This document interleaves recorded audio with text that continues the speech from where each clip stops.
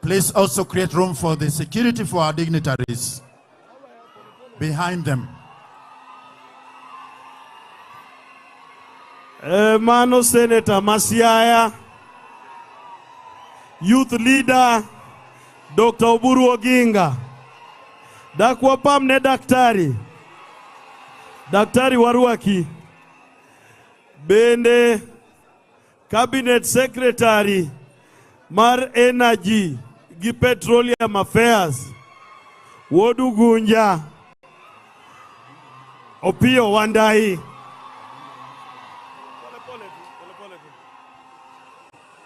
Waruaki, wangiwendo moya na Mombasa na Mchumbi.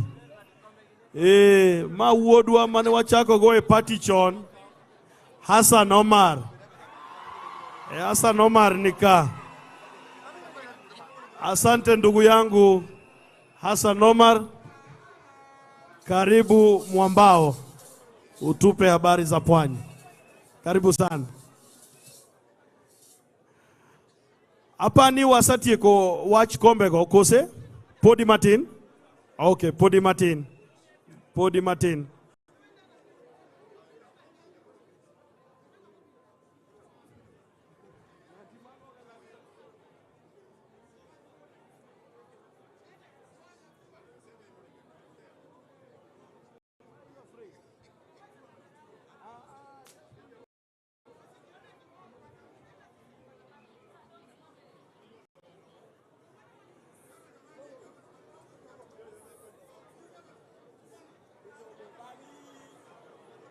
Erokamano Jekonia Kibira, erokamano Youth Leader.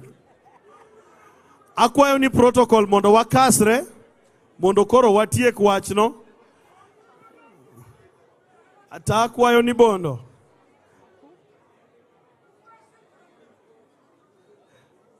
Wendwa te dhi yudo kombe kaka dwarore.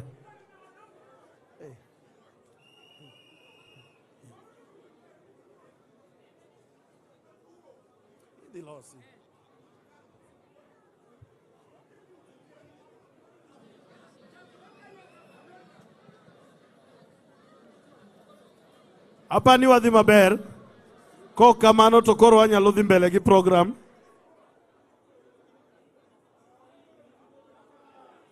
Comrade?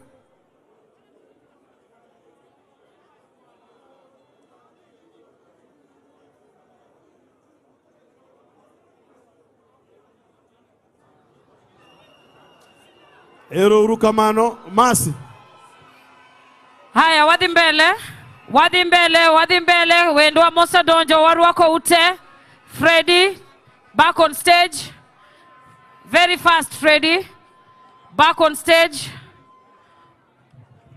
Yeah, Abel. Yeah. Freddy, twende kazi. Today. Then next on stage. Yeah. MCA Agodi kwa standby. Then Anyai. Dancers from Ethiopia. Nareda untie. Ena kamano. Nareda untie. Aya, chenda molo on the stage. Freddy Makadongo.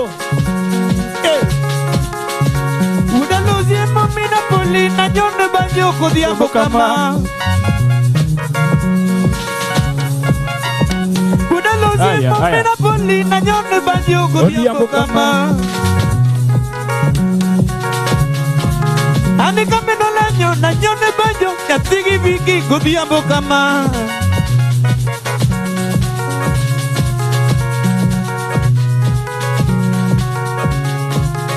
Kawuni wero joma konyo ngima.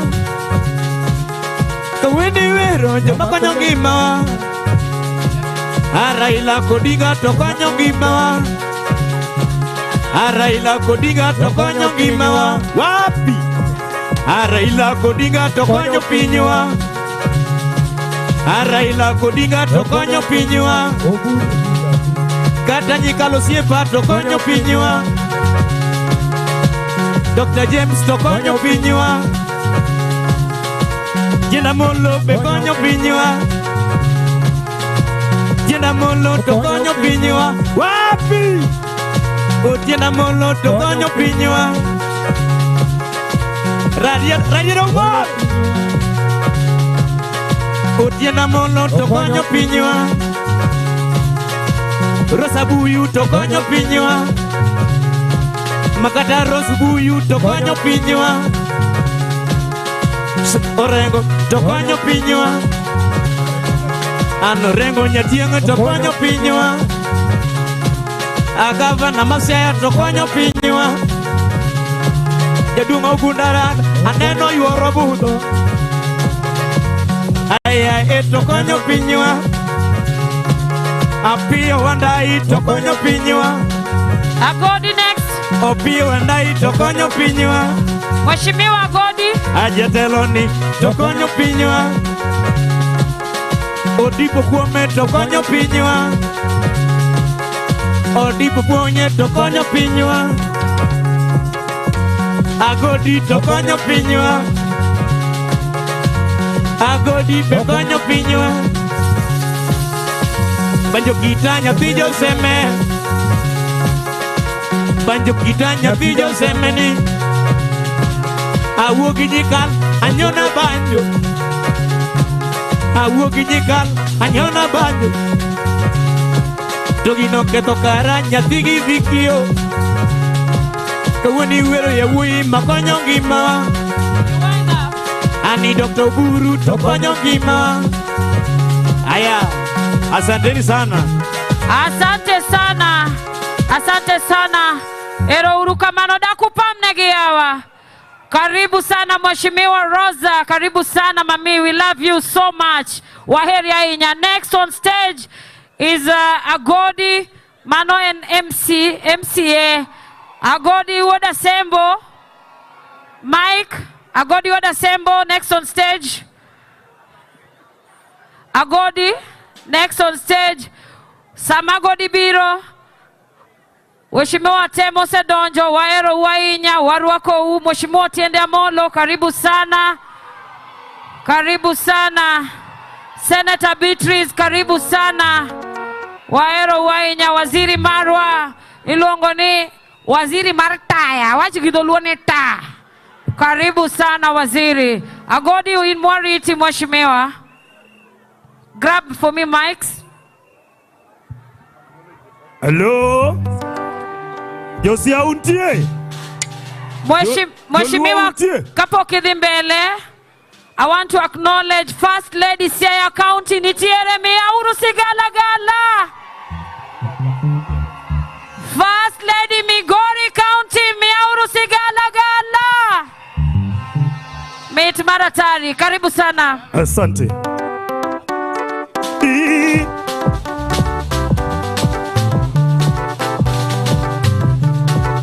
Agodi Odinga. Udi kamalumbe chinga denge nadi. Agodi Odasembo te winya bondo be. Kamalumbe na denge nadi. Naweri wunya lego musiepo na koko. Agwambo wunya lego muinyo e koko. Raila Odinga kinyi muinyo mukoko. Imitala molo Raila tibiro wito komu mangongo. Imitala molo. Imitango tingo mino buru tibiro wito komu mangongo. Imipimga molo Raila tibiro wito komu mangongo. Gachagua nyocho pingo Raila sanoi wakumali. Gachagua nyocho pingo Raila sanoi wakumali. Gachagua to yuakumali. Gachagua to yuakumali te irabolo. Gachagua nyocho pingo tinga sanoi wakumali. Gachagua nyocho pingo Raila sanoi wakumali. Gachagua to yuakumali te irabolo. Gachagua nyocha lano kendo wacho siguse murima. Mheshimiwa TJ. Gachagua nyocha lano kendo wacho siguse murima. Ogaima Milambo. Gachagua nyocha lano kendo wacho siguse murima. Mheshimiwa Odege. Raila guso murima. Raila please. Mheshimiwa Ron. Mheshimiwa Paula Bor. Mheshimiwa Kisumu County. Otiende una molo donje bura ninga donne bura. Otiende to wacho kama. Watimo kama. To wacho kama. Gachagua to tingo jo Kenya. Neuru ka watimo. Gachagua to lano sheoli. To kendo pogo jo Kenya. Gachagua to madira ko diambo. Mheshimiwa Oduru Odinga. Raila tibiro wito Please join us. Obondo Kaluma. Pinga molo. Pingo tingo ke gonea tibiro wito como mangongo. Gachagua nyocho pingo Raila. Senator Dignitaries, join us. Gachagua nyocho pingo Raila. Please join us. Gachagua to yuakumali. Senator Dignitaries, join us. Senator Kajuang, please join us. Orengo uru genya bendo donjo tengo bura. Orengo uru Senator Dignitaries, Senator Kajuang, please join us. Orengo to ngado nebura. Orengo to wacho kama. Gachagua waduoko madira ko diambo. Professor Adams, aje Ruede madumo kizungu. Agua munya lego pido ruedi madumo kizungu. Riwete dumo kizungu gidoluo. Rado chako pondo kaluma bende tiyo mabe. Rado chako pondo kaluma bende tiyo mabe. Wo mabe ibe tiyo mabe. Romo diamo. Rado chako chinde hura molo be tiyo mabe. Oko. Rado chako chinde hura molo be tiyo mabe. Rado no tiyo mabe irarieda. Rado chako kode matata bende tiyo mabe. Rado chako kode matata bende tiyo mabe. Siemna do tiyo mabe siayawa. Rado chako rero kiso bende tiyo mabe. Rado chako rero mheshimiwa bende tiyo mabe. Rado no tiyo mabe rijiyo ngeyo. Rado chako chanda urugola bende tiyo mabe. Rado chako chanda urugola bende tiyo mabe. Ochanda to tiyo mabe bondo ngeyo. Hit me piemga molo Raila tibiro wito como mangongo. Hit me piemga molo Raila tibiro wito como mangongo.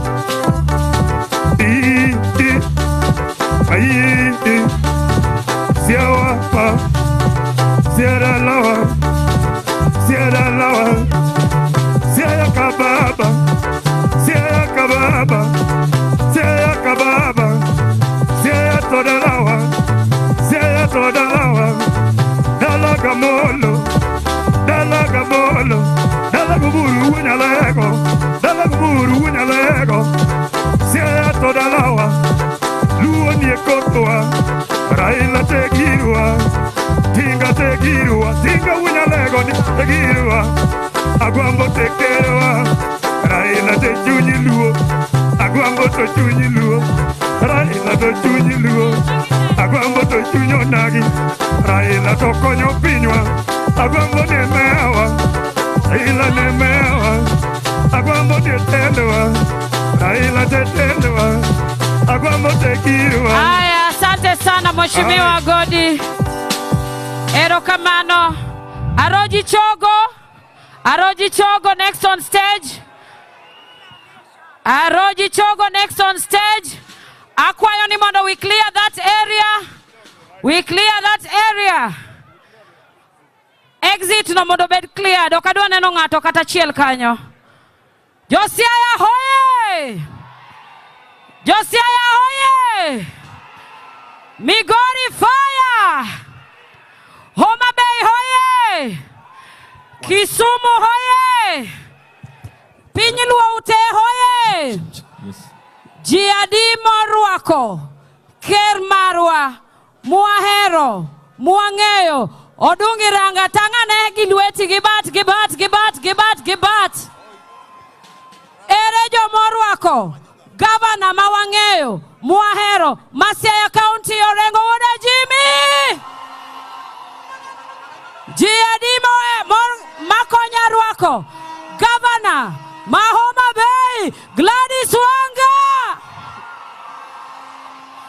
Jiadi makonya rwako. Governor Mamigori Oshilo. Tokoro eredo madwako nyarwako. His Excellency Daktari Engineer Baba Raila Amolo Odinga.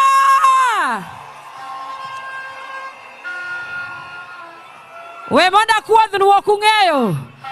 Mane ruadhwa koso ruadhwa. Mane girwa koso girwa. Jiadi mong'eyo ruadhwa achiel kende. Gibat.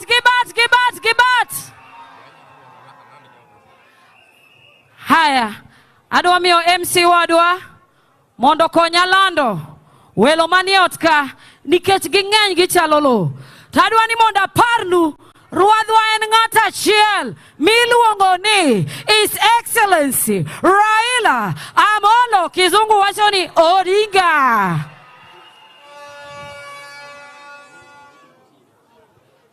Ere joma konya rwako. Dr.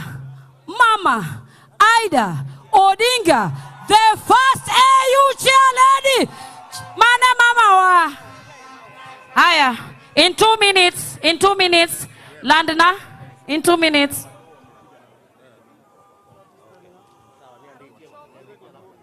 Aroji Chogo, stand by. Onyi Papa Jai, stand by. Okay, we want to recognize the arrival of PS Mr. Alfred Kombudo, PS Trade. Karibu sana mheshimiwa. Aroji Chogo, Kionge Masi. Agodi, next on stage, Duogi. Agodi very fast. Wadwa rwako. Ruadhwa achiel kende mwang'eyo Daktari Engineer Raila Amolo Odinga. Niombe sote tusimame wachuma lokoro. Agodi. Daka winsi galagala. Twende.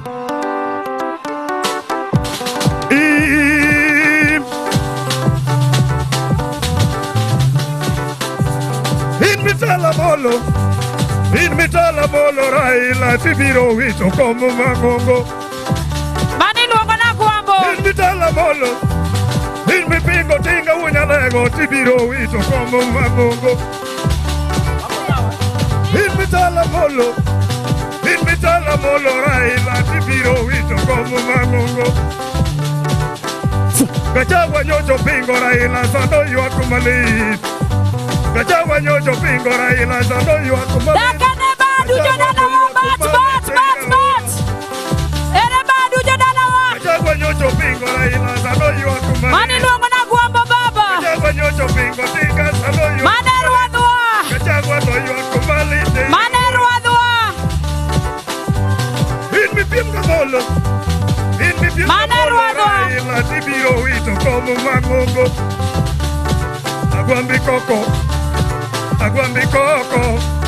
Raila koko, tinga wunya lagi koko, osik numino wure koko. Ela sigala.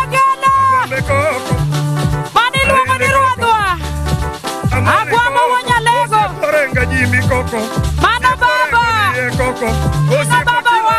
Koko, sipe nyangi nyo. Karibu sana Governor Omar Bay. Koko. Ero. Agwambi koko. Ero. Tinga wunya lagi koko. Raila luro kari. Miasi gala. In mi pinga molo. Arikiki.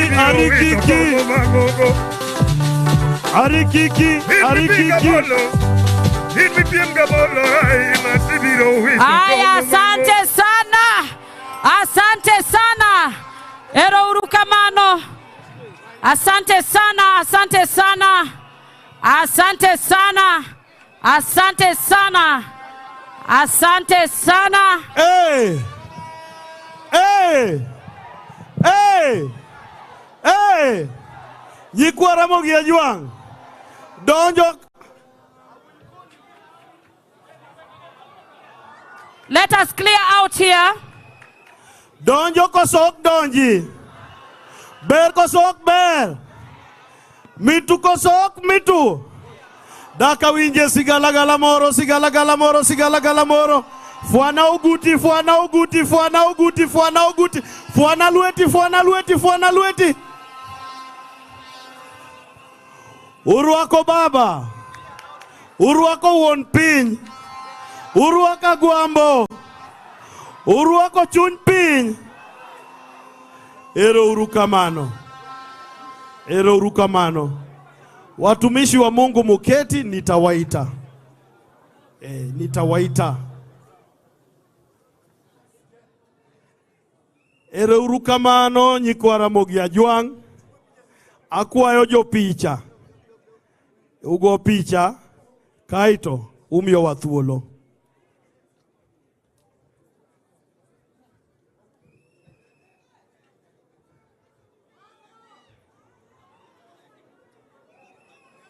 Nango. Nango.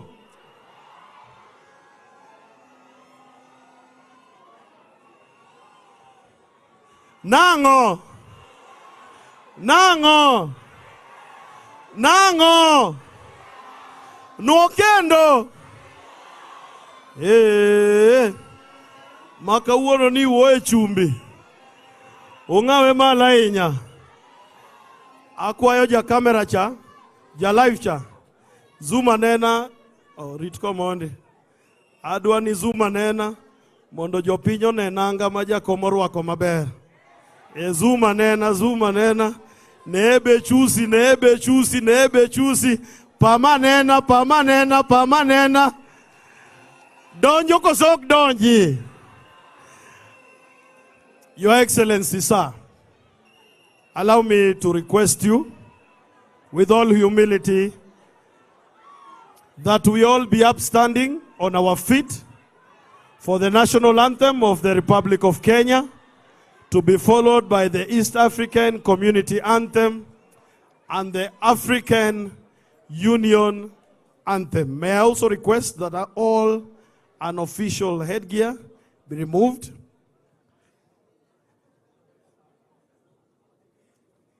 We have official headgear. You don't have to remove them. National Anthem.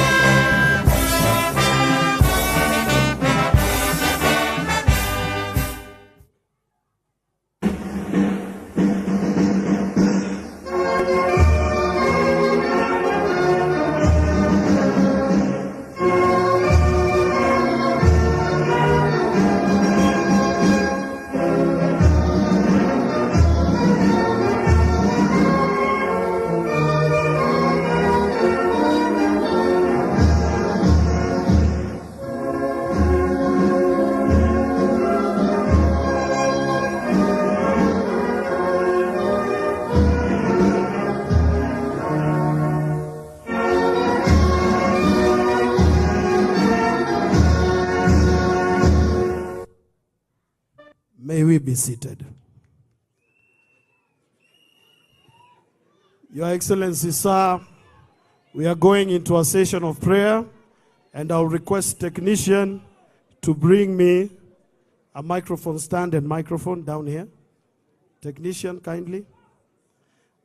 We will begin with the traditional Luo prayer led by none other than Ajiki Kodhiamo, to be followed by Sheikh Rashid Owino, Masjid Bondo, and to be followed by Bishop Dr. William Abuka. Welcome, men of God. And even as the men of God come, may I request on my right, kindly, let us all clear that place. We also need a very good circulation of air. Nina waomba sote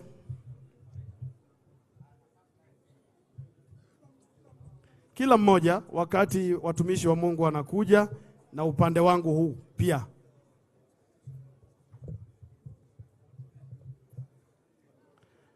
Welcome.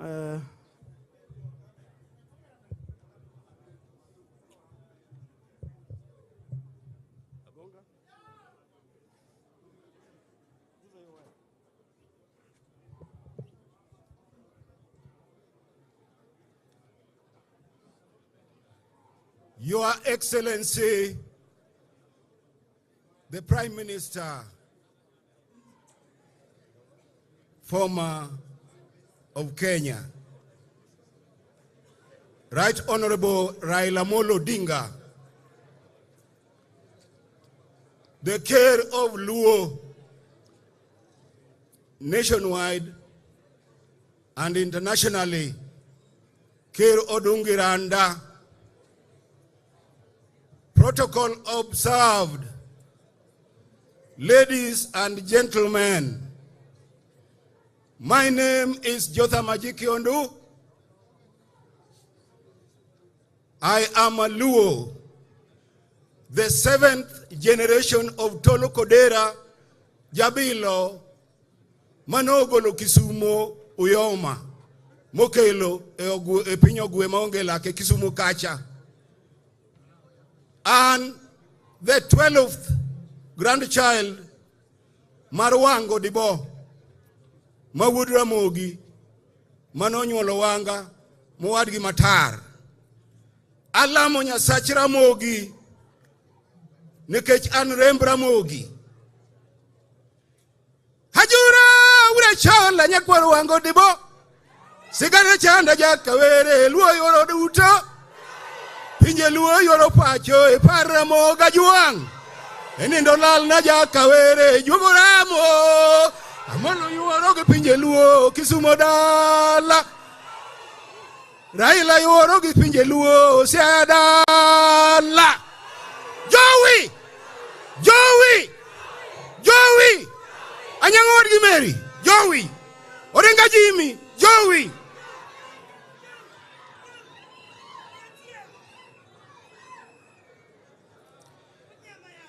Wakulowi wawaduto kendo walamo Nyasach Ramogi.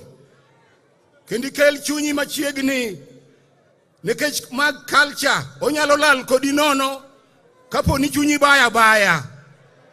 Wakulowiwa Nyasach Ramoga juang chieng' mowuok to podho imbo odiochieng' kodiochieng' higni gana gi gana mochopo e got Ramogi. Wantie kawuono in sulwe ratego moneno nyako kinyi to ine tong wang chieng' mang'ang ni marieny nogendni mag piny duto.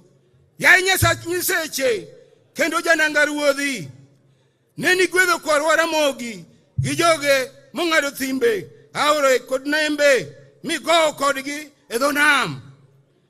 Waremo chudo kata sadaka kuom gweth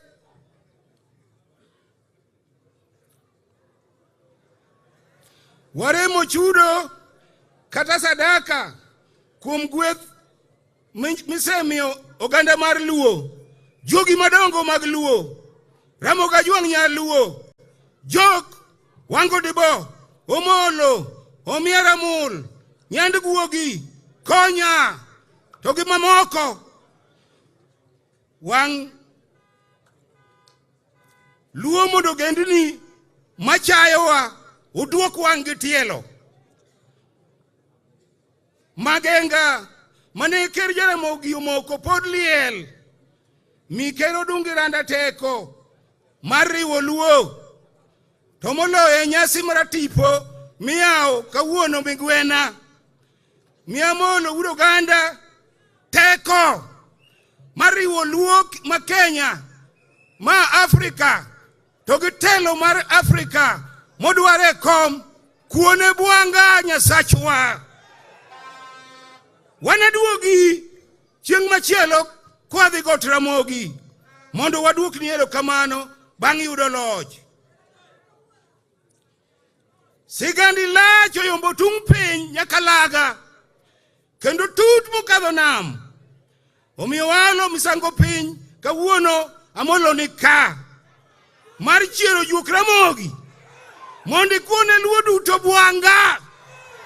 Walamo gi geno kendo wayie ni wechegi ochopi e polo malo piaj. Ochopi e polo malo piaj.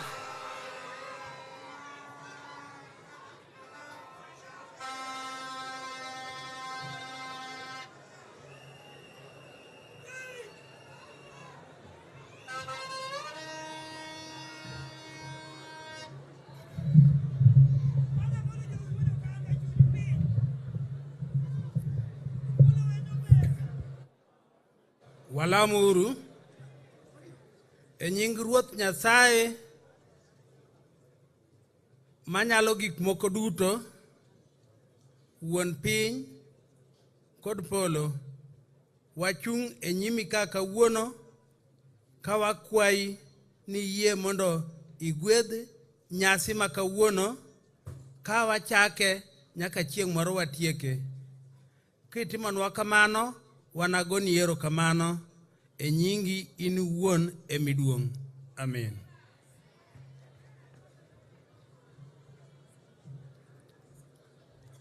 Kawabet kamano, waket chunywa wadwa lamo. Dr. Abuka monego bed lemo ka, to konan monda lem. Nyinge gato en Archbishop Dr. Julius Otieno. Walamo. Ruodhwa kendo Nyasachwa. In Nyasaye mantie kendo in Nyasaye mangima.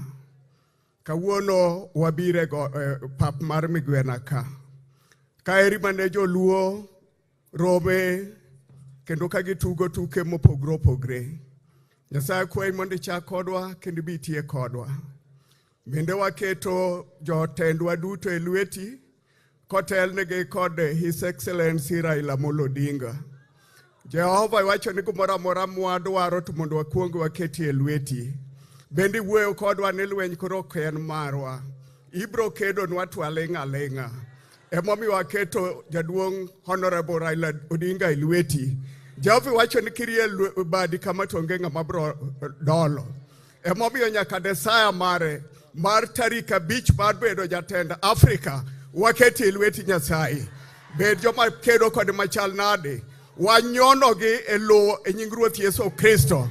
Kendo gionge kaachiel nyaka gi teko. Jaduong' kitimona kamano to wanaduogi pawni kendo nwagoni erokamano ka jaduong' koro orwako lep loch mar Afrika mangima. Ayie ni setimo kendo isewinjowa.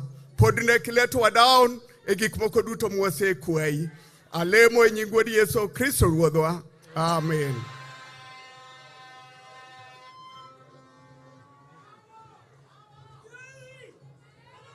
Ero uru kamano jotich Nyasaye, dak wapamne jotich Nyasaye.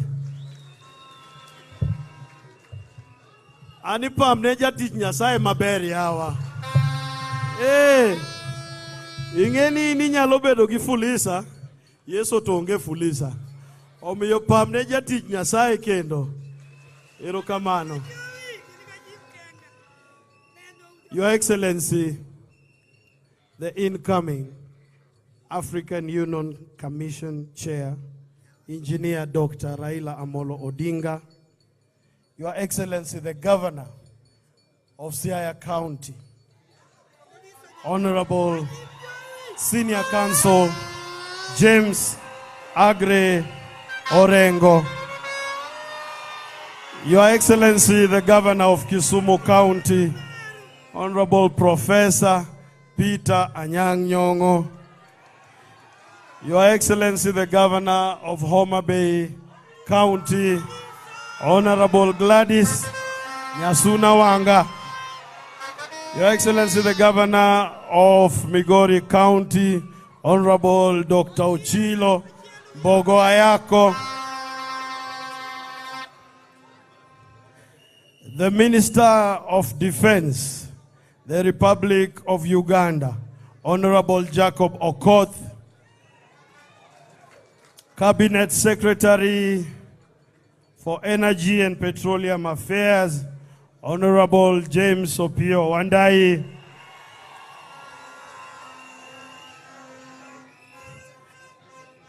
the Roots Party leader, Honorable Luchiri Wajackoya,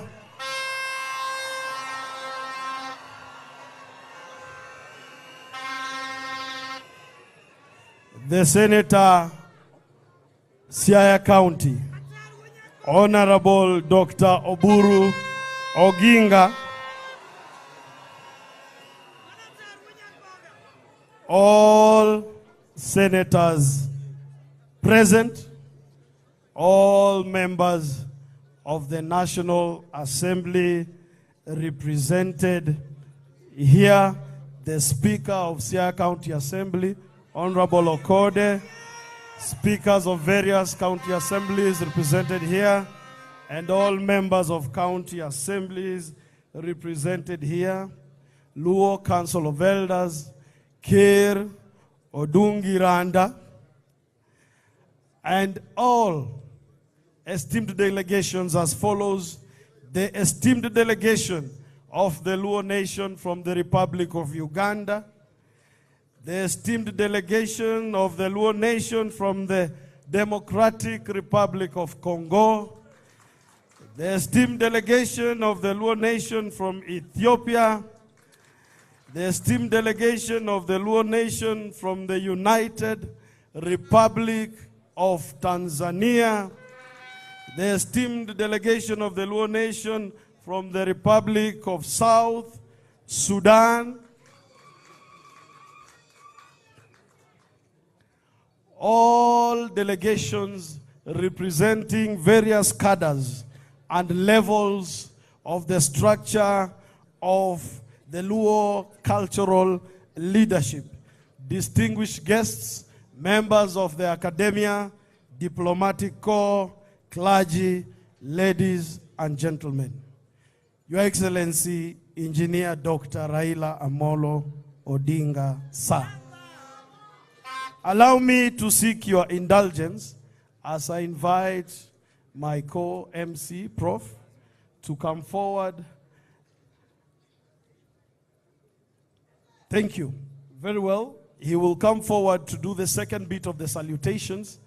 But allow me now to invite a man who has displayed diligence in steering the committee that has put together the Piny Luo Festival happening right now, right here in Siaya County, the Deputy Governor of Kisumu County, Dr. Matthews Owili.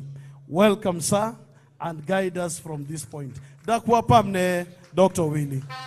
Wakiko Kisungu gidholuo, nikech jofuambo gikeyo manka, mako weche manka pinje mopogore opogore, okwaya ni kwa wacho dholuo to bende wakike matin, mondo jomachal ka Hassan Omar manka, bendo winje. Erokamano and karibu. Technician, use this as you fix the gooseneck. Thank you, Maurice. Your Excellency, the Honorable Raila Odinga, who is the patron of the Luo Nation. Allow me to ride on the protocol set earlier by Maurice and to say the following. I greet all of you in the spirit of Ramogi Ajuang. My assignment in this momentous gathering is particularly very clear to set the pace and keep the program rolling. Allow me, therefore, Your Excellency, to utilize this early opportunity, foremost to convey my gratitude to the Almighty God, we call him Oburu Odinga, for keeping all of us safe and sound until the final day of the year 2024, just before the Jubilee year 2025. Secondly, I must sincerely thank you, good people from all corners of Piny for showing up in large numbers to make this moment and the next 2 days very memorable. While leading the event secretariat over the last few months and weeks, Your Excellency, to put this together, I have experienced nothing short of the zeal of Onagi from all walks of life, urging to converge today for a common purpose. Baba, our patron, I want to thank you before the world today for trusting me to deliver this very crucial history for our people. Similarly, I must appreciate two magnanimous sons of the Luo nation. Firstly, the governor of the county of Siaya, His Excellency James Orengo, for his mentorship and guidance with rich wisdom in the process of creating this event. And most sincere gratitude also to my immediate boss, the governor of the county of Kisumu, Professor Peter Anyang' Nyong'o, for the latitude that he gave me to temporarily be absent, literally, for several days to work on this matter. Good people from Piny Luo, from time immemorial, our ancient history documenting the migration of our people since the days of Sin Akuru Kuklubanga. We have been nothing but resilient, emphatic, exclusively kind, and honest to the core. In the global village of history of the United Nations office in Nairobi is the traceable, industrious formation of the Luo nation. In the struggles of the free world everywhere in Kenya, East Africa, and the rest of the world, the voice of the Luo has always been consistent and dependable. In the recent transformation of the world, the United States of America has benefited grossly from the magnanimity, diligence, and the eloquence of the Luo people. The Obamacare in the US remains as a pinnacle and is a default setting for the Luo nation. Caring, sensitive, effective, impacting, and indeed historic. And so as we gather here today, tomorrow, and in the future, we seek not just to celebrate the rich history and culture of the Piny Luo, but like the United Jews, we desire to knit together this unique creation of the Lord across the world to rescue the global village from the denting effects of economic shocks, contribute significantly to research in health across all fields, and to address the devastating effects of climate change and impact significantly every phase of humanity. This gathering, therefore, is a significant step towards establishing one indivisible fabric of the Luo nation across the world. May Oburu Odinga, who has graciously gathered us here from Tunge Piny, and ordain our intention and lead us into a prosperous future.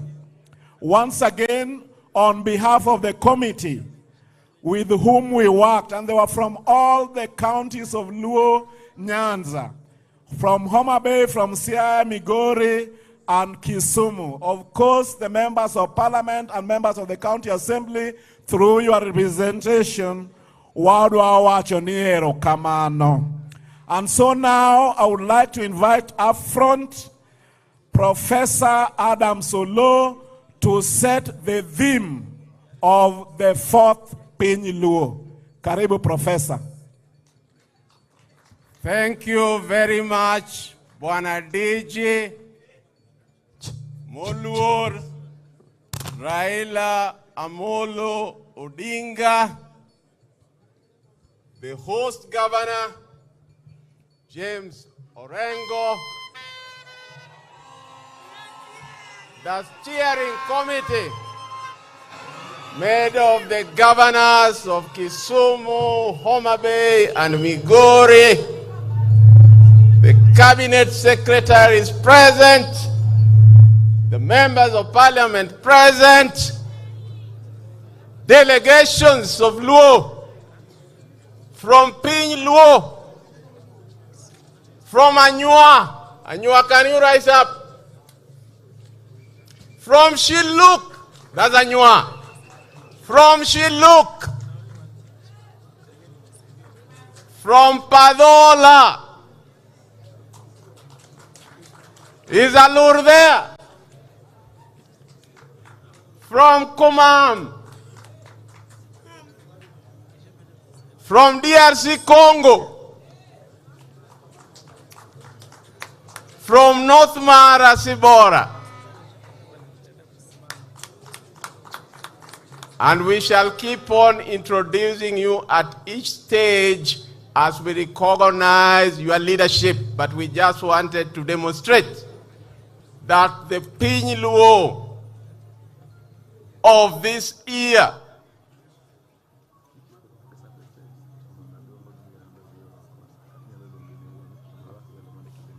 okay, thank you very much. So before I proceed to give you the theme of this year's Piny Luo,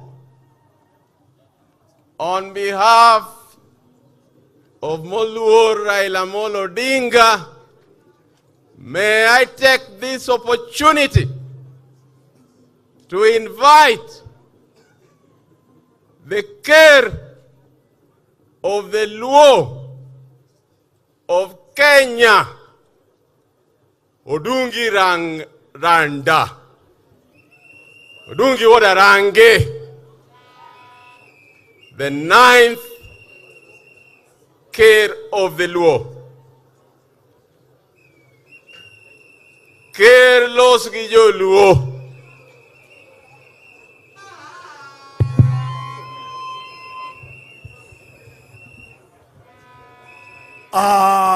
Wendo modhialo dichi makawuono, the right Raila Amolo Odinga, Governor duto, James Orengo, Gladys Wanga, Anyang' Nyong'o, Ochila Yako, Jodong Luo duto, Giwelo duto mochopo amoso uno jokanyana mokwe uru, joka Luo, jo Uganda Luo Yeso pake. Aduogo nuero kamano mar moso, agoero kamano ni wendwa duto mochopo, mowuok e piny Sudan, mowuok e piny Congo, mowuok e piny Sudan. Odiochieng' ma kawuono wenda aduogo nuero kamano mar chopo e Migwena ka. Migwena ka nigi histori maduong'. Aduogo nuero kamano duto joka Yesu. Yesu pake! Hallelujah! Ero kamano duto.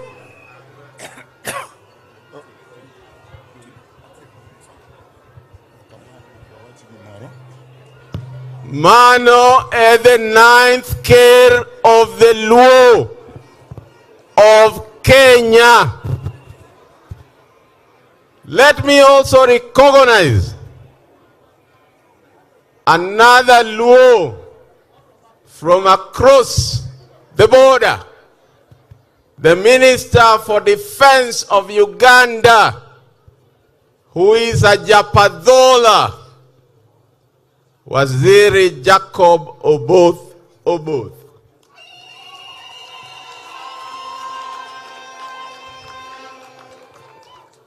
Waziri, I want protocol to get you a seat somewhere in the front. These years, Piny Luo runs on the theme of the spirit of the Luo nation. Juok Luo. Juogi mar Luo, Juogi Ochiero Luo. The sub-theme, and Luo unity in diversity and in the diaspora. When you go to South Sudan, there will be a Shilluk Cholo who is a Luo. And when you come to Ethiopia, there will be a Shilluk Cholo who is a Luo. If you go to Uganda, there is an Achol. And if you go to South Sudan, there is an Achol. If you come to Kenya, there is a Luo. And if you go to Tanzania, North Mara, Marasibora, there is a Luo. If you go to Uganda, there will be the Kumam, there will be the Alur, there will be the Lango. If you go to Ethiopia, there is the Nywa. So Piny Luo straddles the borders, and therefore the ancestors are saying that the work that was started in 1953, as you should be told late, by Jaramogi Odinga, Luo Union East Africa, today we have another Luo, bigger Luo Union. Before I go into the program and lay it out for you, you might want to know that why is it that this time the Prime Minister and the organizing committee settled on a Piny Luo that extends to the whole of Africa.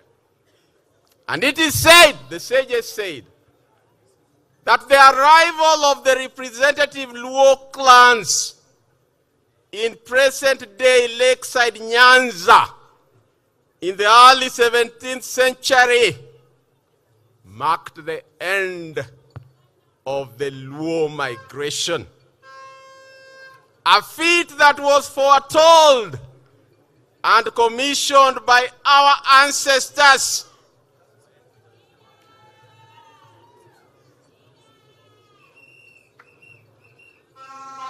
Warua komen Piny.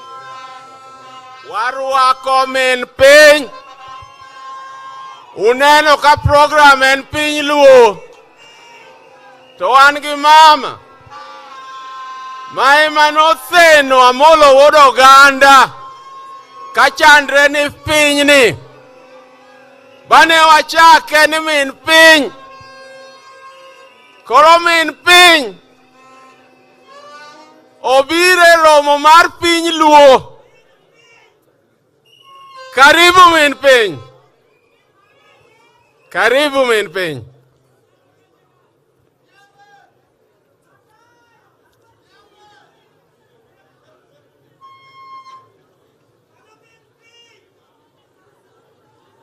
As min piny greets the dignitaries,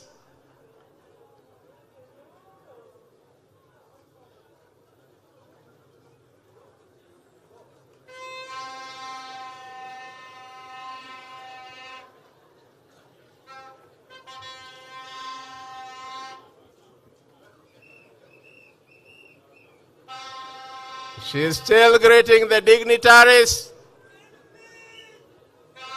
being the min piny, being the mother of Luo land.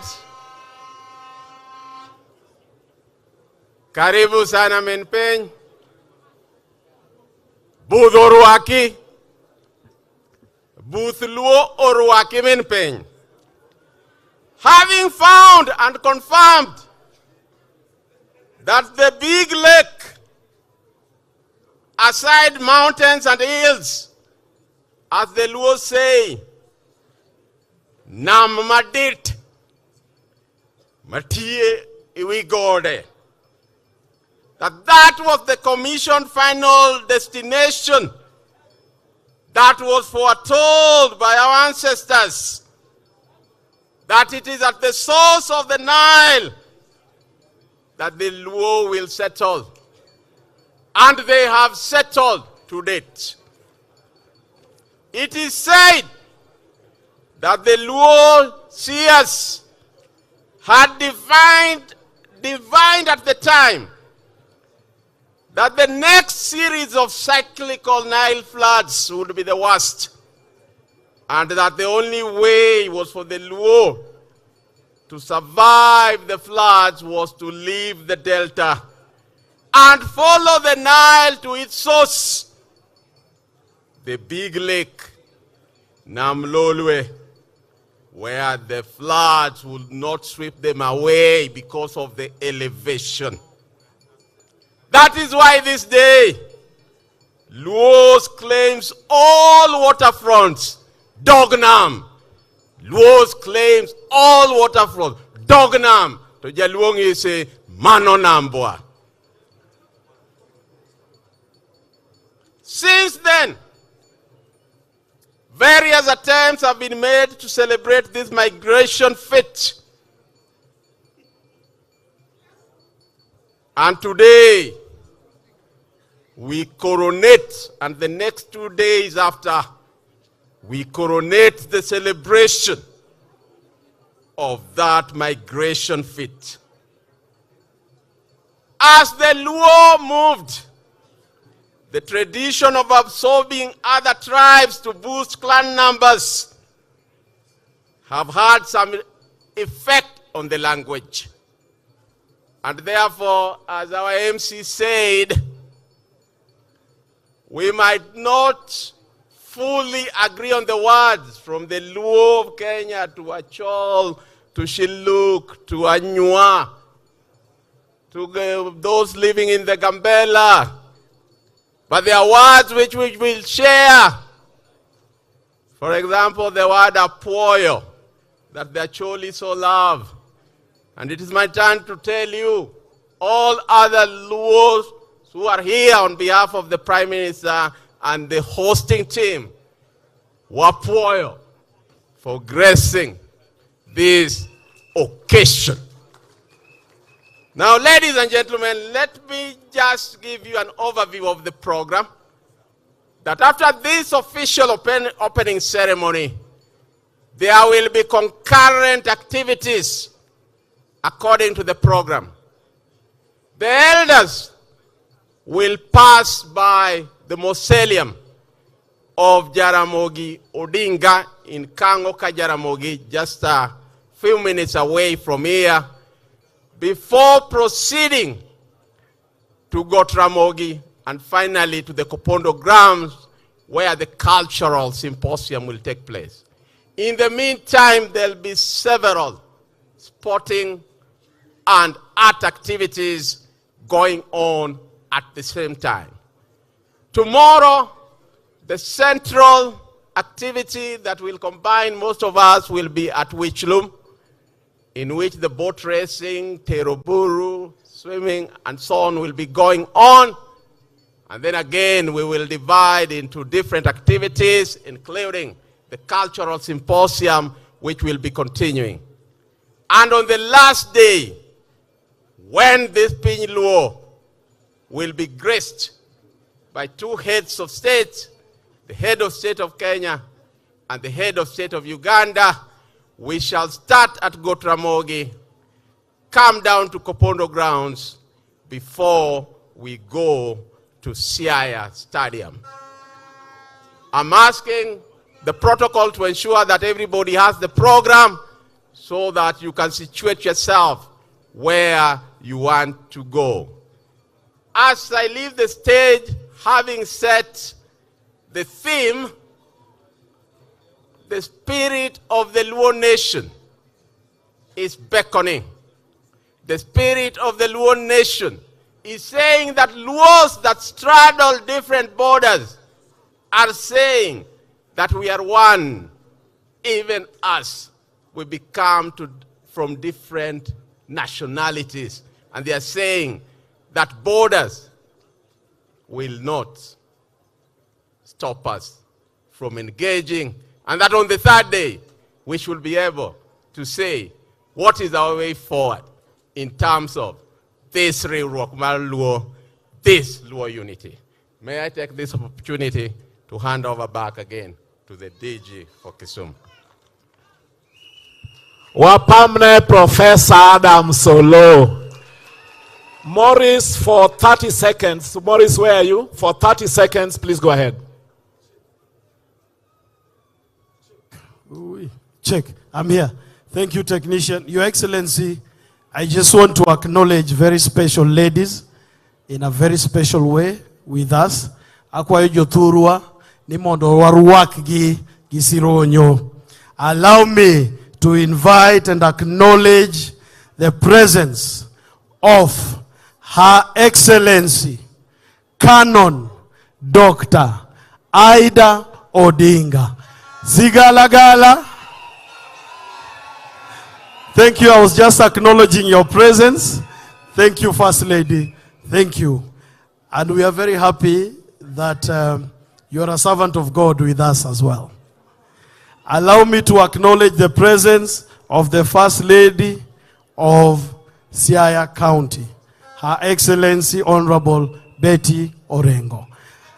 Sigalagala. Allow me to acknowledge the presence of the First Lady of Migori County, Her Excellency Agnes Ochilo.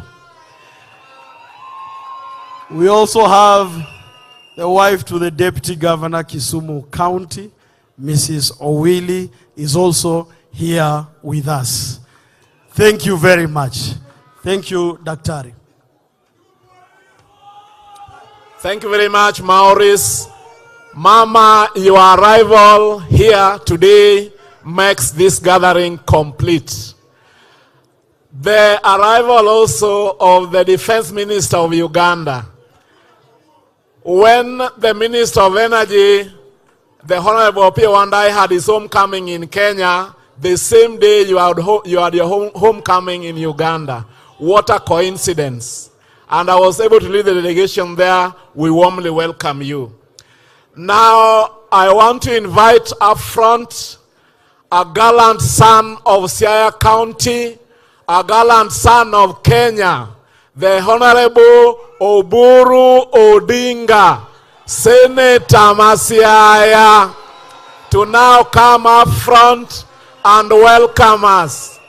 Yeye pia ni youth leader, tumpige makofi akikuja. Karibu sana, karibu sana. Irua kwa Siaya kababa.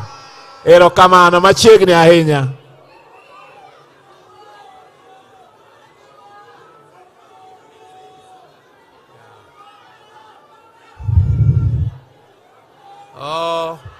The Right Honorable Raila Odinga, our patron of the Luos, and the governors who are present, the ministers, and all protocols observed. I'm not very good at protocols. Now, mine is very brief, and it is very, very simple. My role is to welcome you as the son, the eldest son of Jaramogi Oginga Odinga, who was the founder of Luo Union.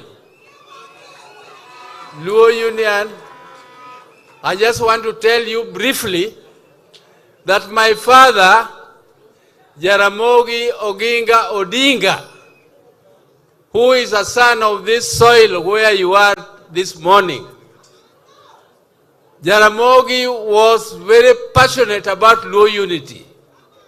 Jaramogi wanted Luos not only to be united for purposes of culture, for cultural purposes, but Jaramogi wanted Luos to be united in doing business.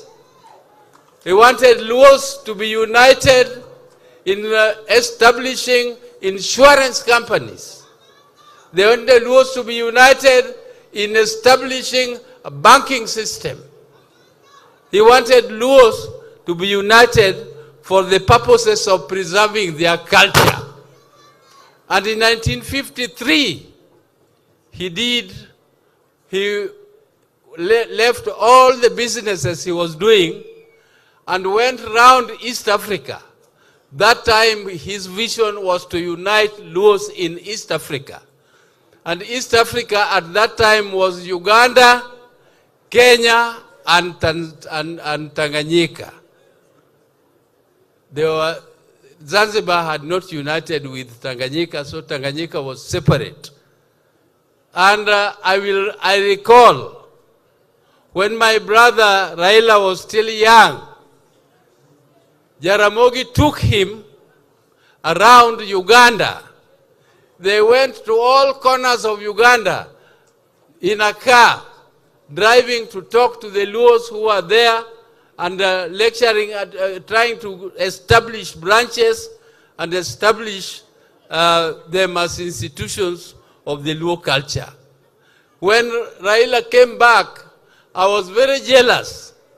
I was so jealous, I said, how can Raila go and now be telling us almost he recorded those things in his head as if it was a tape recorder. And he was telling us where he went to Gulu, he went to where, all those places. And I was telling my dad, why did you not go with me? So my dad took me to Tanganyika. We went to Mara region to witness what was happening and also to talk to the Luos and establish branches there. And Jaramogi did just that. You all know what happened to Luo Union, the original one. Because that did not only happen to Luo Union, it happened to all the other organizations which were bearing tribal names. But we have revived it, and now it is called Luo Council of Elders here in Kenya, and we want to establish a foundation for Luos not only in Kenya, but Luos all over the world. We have started with the Luos who are in the neighboring countries. We have started with the Luos in Ethiopia, the Luos in South Sudan, the Luos in Uganda, the Luos in DRC Congo, the Luos in Tanganyika, and the Luos in Kenya. I was surprised. I did not know, and I think many of you don't know, that there is a group of Luos in Congo, northeastern Congo, which is bigger and larger than you people here in Kenya. You think you are the largest group. I'm telling you, the Luos there are more than 4 million strong there in DRC Congo. And we want to unite not just for cultural purposes, those dreams which Jaramogi had of uniting Luos for progress which includes business. And he started Luo Thrift and Trading Corporation. What killed those things was politics. Politics in Kenya. But politics has evolved and has changed. And we are in a position to now do what we could not do, what could not be done earlier. And those things I am very confident as I celebrated my 81st birthday in October here the other day. But I still believe that I will live to see this unity of the Luos. I am very, very pleased to be with you this morning at Migwena. Migwena, where we are placed today, is where my dad, this was a place where people used to meet for sports, for different cultural activities and sports. And this is where Jaramogi admired my mother and married her. So this is a ground which is very, very close to our hearts. I'm very passionate when I stand on this ground called Migwena. And I was not supposed to speak. I was only supposed to make a welcoming remark, even though the county boss, James Orengo, will give you the welcome for the county. But personally, I have given you a welcoming remark for this and also give a brief history of what I know about Luo Union. Thank you very much.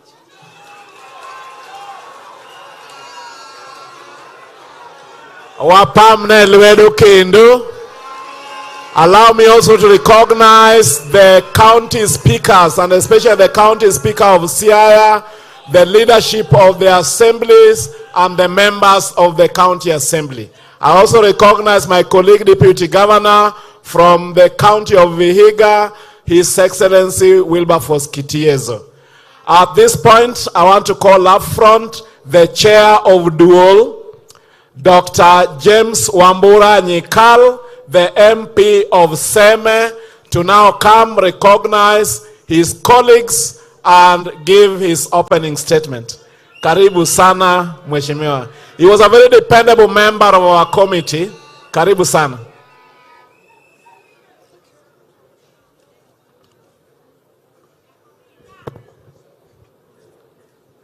The Right Honorable Prime Minister Raila Odinga, the care of the Luo Mzee Odungi Randa, all routes of the Luos from Uganda, Kenya, Tanzania, Ethiopia, and DRC, honorable ministers from Kenya and also from Uganda, Your Excellencies, the governors from Kenya, and we know there are governors from Uganda and other sister countries,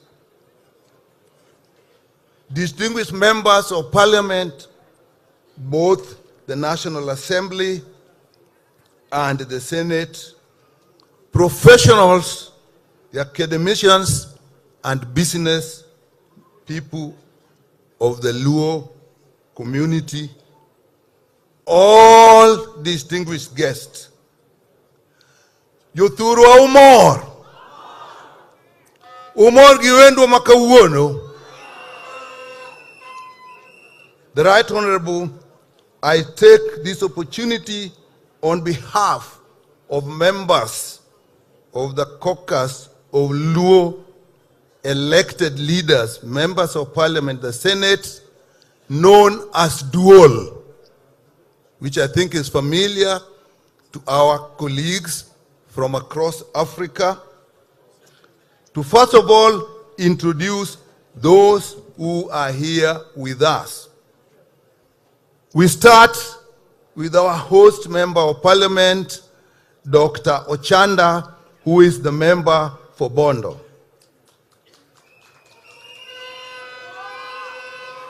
We have Honorable Mwalimu Orero, who is the member for parliament for Kibra in Nairobi. We have the Honorable Dr. Oron, who is a member of parliament for Kisumu Central. We have Honorable Aduma Owor, member of parliament for Nyakach. We have Senator Beatrice Ogola, who is a nominated senator. We have Honorable Opondo Kaluma, who is a member of parliament for Homa Bay. We have Honorable Moses Kajuang, who is a senator in Homa Bay. We have Honorable T.J. Kajuang, popularly known as Chief Justice, who is a member for parliament for Ruaraka in Nairobi. We have Honorable Atandi, who is the member for Alego Usonga. We have the Honorable Ongondowere, who is a member for Kasipul Kabondo.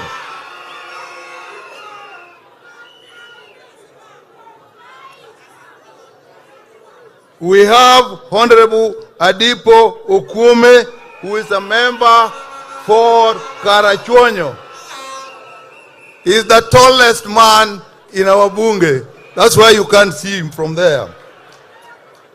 We have Honorable Abur, who is a member for Rongo in Migori.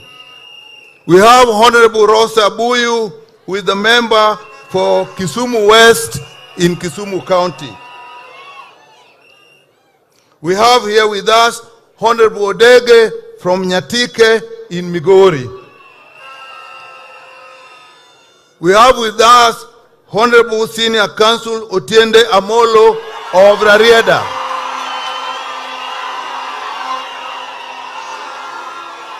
We have with us Honorable Eva Obara, the member for Kabondo Kasipul.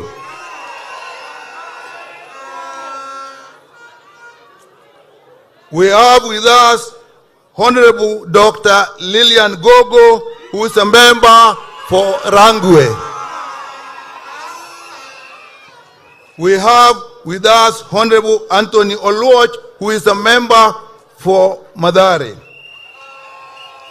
We have here with us Honorable Joyce Osogo, better known as Bensuda, who is the women rep from Homa Bay. Right Honorable, and our visitors in particular, in total, the elected members, excluding the governors, are actually 40. And that is excluding the members of county assemblies. Out of that, 5 are actually members of parliament in constituencies in Nairobi. So sometimes we call them the diaspora. But now, the Right Honorable, we realize when we use the word diaspora in reference to members of parliament, I think this must start to include our colleagues from Tanzania, our colleagues from DRC, our colleagues from Ethiopia, our colleagues from Sudan, our colleagues from South Sudan, and I'm told probably from Chad. We have started a journey and we shall know where we all came from. Right Honorable, it is a great occasion for the great people of Luo origin to meet today together for the first time for as far as I can remember. Maybe you saw more earlier, but in my lifetime, I knew before independence from the colonialists that Kenya, Uganda, and Tanzania were basically one, and the Luos there lived across the border without any hindrance. Now I know that that is broader from Ethiopia to Tanzania. We are one. To me, it is a great realization that has come today. The Right Honorable, these are great opportunities for us to share and appreciate all the attributes that come from our common genealogy. Although many years have separated us as we migrated, and this may have created many superficial differences, but the basic similarity amongst the Luo people remained the same. Professor Lowe indicated the words. But I was surprised one time when a friend of mine, the son of a friend of mine, got married to a girl from DRC. RC Congo, the Allure, and we were preparing for translation when they arrived. When they arrived, we realized we did not need any translation. So our brothers and sisters, you are welcome, and we shall continue to be one. The basic similarity will always remain the same. Those of us in the sciences know that the genotype is always stronger than the phenotype. What you are born with in your genes will always show regardless of where you live. Twins that are separated at birth and raised in distant places separately are more similar in character to non-twins that are raised together in one house. So it is that our brethren, we are all one. Everything binds us together.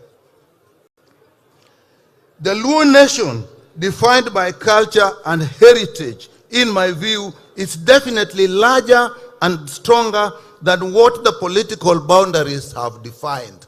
And some political boundaries are very recent and of colonial machinations. I have always admired communities whose strength extend far beyond the geographical boundaries that tend to define and confine them. For example, the Israelis. To me, Right Honorable Prime Minister, their strength does not lie on the strip of land along the Mediterranean, but it lies in their solidarity across the world. The Somalis, as we see here, their strength is now not dependent on the country next to us, but on the solidarity across the world. Therefore, as we end this year and begin the next year with this great meeting and great union, let us purpose to recognize each other as brothers and sisters wherever we are, whatever we are doing, in whatever circumstances we find ourselves.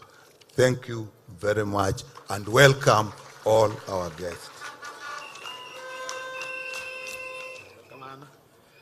Tumpige makofi tena Chairman Marduol. Erokamano, it is now my singular honor to invite up front our son and a gallant son of Kenya, son of Siaya, the Minister for Energy and Petroleum, the Honorable Opiyo Wandayi.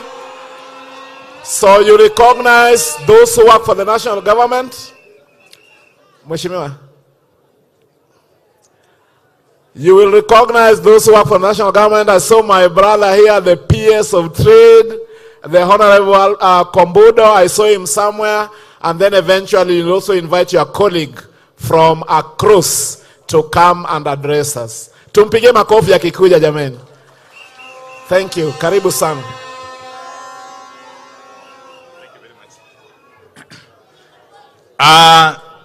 Your Excellency, Prime Minister Raila Odinga, Your Excellencies, the governors of our counties, of course, Mama Dr. Ida Odinga, the first ladies of the various counties, my colleague or counterpart, the Minister for Defense and Veteran Affairs of the Republic of Uganda, the Honorable Jacob Oboth, and honorable members of Parliament, both Senate and National Assembly, various government officials here present, Tokorjo Siaya Duto, Gijo Homa Bay, Gijo Kisumu, Gijo Migori, Okweuru Kendo. I will be very brief. But before I say one or two words, let me invite my brother, the Honorable Minister for Defense and Veteran Affairs of Uganda, Honorable Jacob Oboth, just to come forward. As I acknowledge the Principal Secretary for Trade, Mr. Kombudo, where are you? Mr. Kombudo is there. And any other government official. Of course, I can see the MP for Iala, who is also the Secretary General of UDA, the Honorable Hassan Omar Hassan. We have the Secretary for Governance. Is it governance? Yes. The Secretary for Governance in the Office of the President, Mr. Joe Owaka Agir. I don't know if I've left out anybody who works in the national government. Of course, there is the advisor for governance, engineer or Mr. Dr. Sylvester Kasuku, who is our own son from Homa Bay County. And everybody else whom I may not have recognized. Let me allow my brother to just say a word before I proceed. Your Excellency, Raila Odinga, all the protocols here mentioned, Afoyo Gneno Win, Afoyo Bedoka.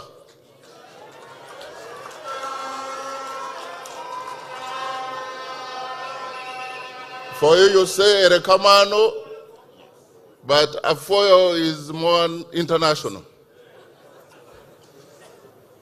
We are really very happy to be here for the first time. I'm meeting some of you. Honorable Tiende there has a family name in Uganda in my constituency.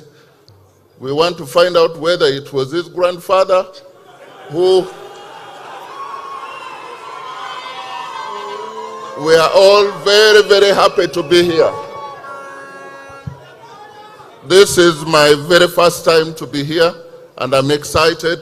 We have a cultural group from Tororo, the Japadola. We want to ask them for just one opportunity to present in 2 minutes, and you see what we are made of from Uganda.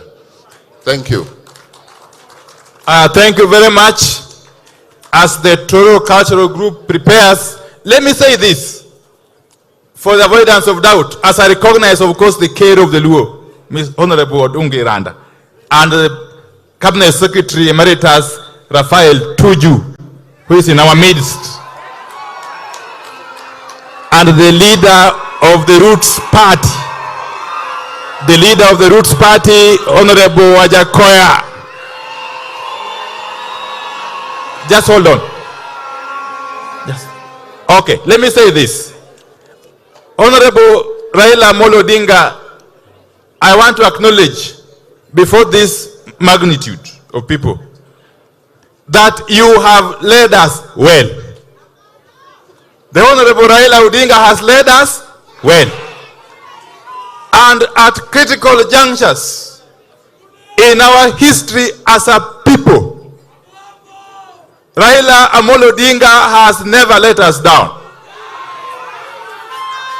He has always found a solution for our problems whenever he has been called upon to take charge. And not only as the Luo people, Baba has now been distinguished as the leader that Kenya recognizes as a problem solver. And he is now going beyond that. He is now a solver of the continental problems of Africa. So we thank you very much, Baba Raila Odinga. Baba, the Luo people have withered many a storm. And because of our resilience, we have remained strong, even in the face of serious adversities, Baba. And we thank you for that. And it is because of Baba's wisdom and sense of occasion that today I'm addressing you as Cabinet Secretary for Energy and Petroleum. Yes. Yes. Koro gemadwa wacho katieko. Eni jo osechandra ahinya. Even though they have benefited from devolution, which is now in its 12th year, I believe. Now we have got more than enough opportunities to benefit equally from the national government. And narrowing down to my docket, very, very briefly, we have committed to work closely with our members of parliament.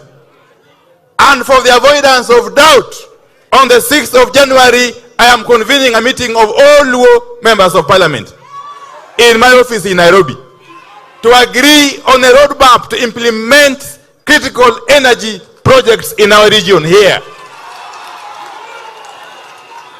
We are not just discussing. As a matter of fact, we have gone ahead and allocated money, Baba. In these Luo counties alone, if I leave out the almost 12 billion shillings that we have negotiated from the African Development Bank, we have allocated close to 5.7 billion shillings, distributed as follows. Kisumu, 0.9 billion shillings. Siaya, 1.3 billion shillings. Migori, 1.67 billion shillings. And Homa Bay, 1.79 billion shillings. These are monies that we are channeling through our agencies of REREC and KPLC to address the issues of last mile connectivity. A project that is being spearheaded by the broad-based government under the leadership of President William Ruto. Finally, when I took over, and even as we speak, we have challenges of electricity supply here. One gichandrok marsti maturuaka. Mapeka enya. I want to tell you what we are doing to address that in 1 minute. One, the Muhoroni GT plant with a capacity of 60 megawatts had been down for more than 1 year. As we speak, it is now up and running, generating 60 megawatts to our national grid, and especially supporting this area. Number two, the Sondu hydro plant with a capacity of 60 megawatts has only been producing 30 megawatts for the last 1 year or so, as a result of a breakdown of one of the turbines.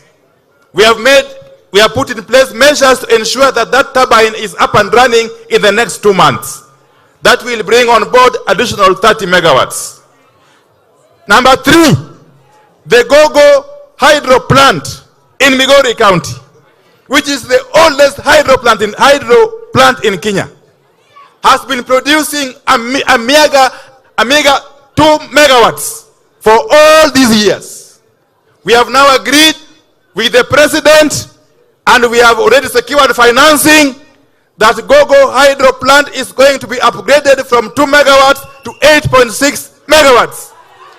And it's going to cost us about 38.8 million euros to do that.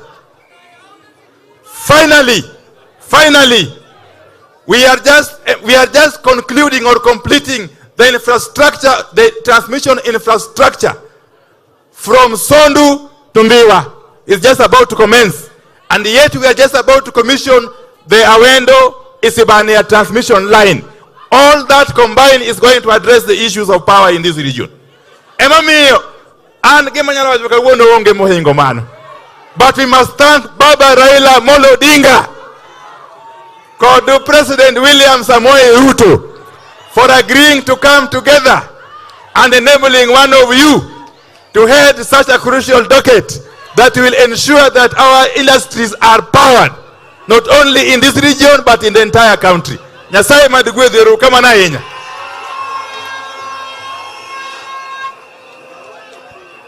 Erokamano, allow me to recognize the arrival and presence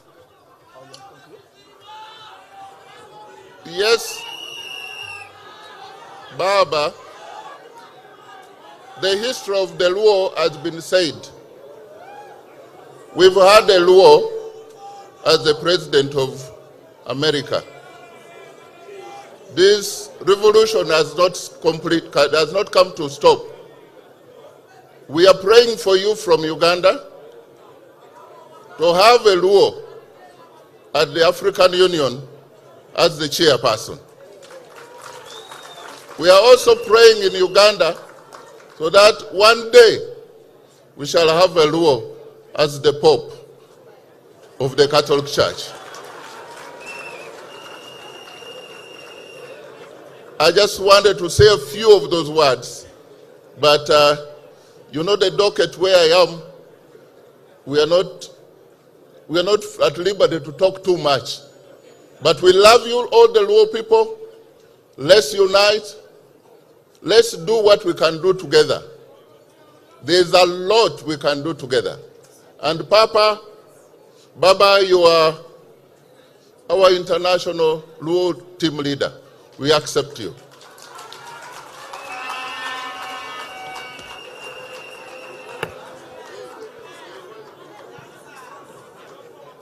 Or the dance. So I think we're going to honor our brothers from Uganda. They have a cultural dance that will be performed from the Jopadola, I believe. So this is the opportunity. Oh, please come. Karibuni sana kwa romrodo mkono.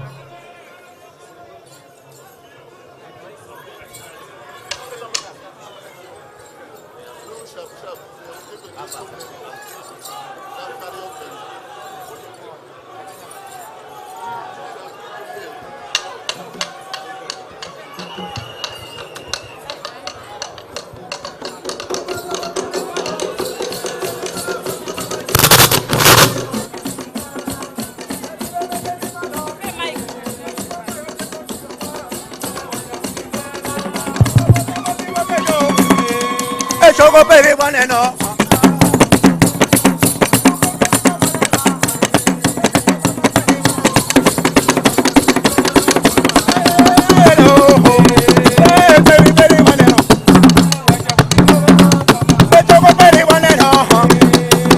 Pachungi malo, pama wacha mugitororo pama. Pachungi malo, ni madodo, pama wacha mugitororo. Ibana bete yo malo, ibana kene yo malo. Ibana malo ko beho, bana ibana malo so. Wacha mugitororo, adoni mama mamela. Adola wudongi malo, wacha mugitororo pama. Piny madodo ho. Piny meloni dango, okay, mawani malo, bobo piny malo, pula, bobo piny malo, bobo piny malo.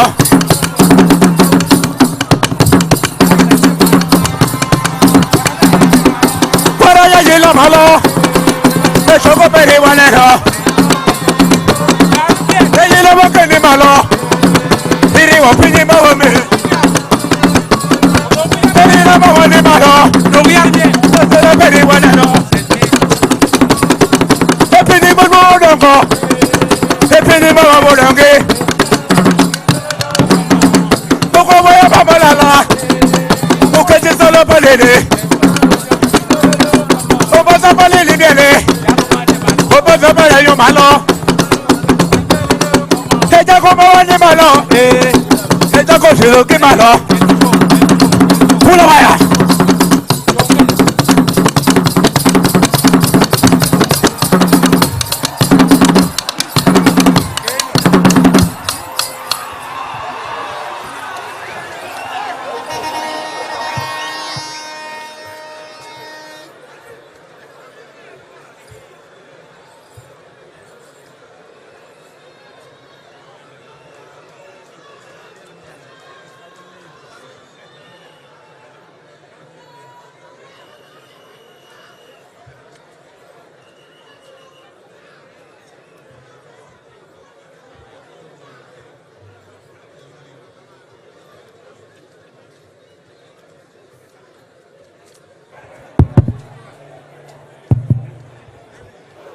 Allow me to recognize more guests here. Ruot David Onen, who is the supreme cultural leader of the Acholi, is in the house. Most welcome. We also want to recognize the leadership and the delegation from our brothers and sisters, the land of Uganda. Karibu sana. We recognize the presence of the religious community, the team led by Bishop Washington Ogonyongede and Bishop Dr. William Abuka. All of you, please feel welcome. And as the program was continuing, the county MP for Kisumu, the Honorable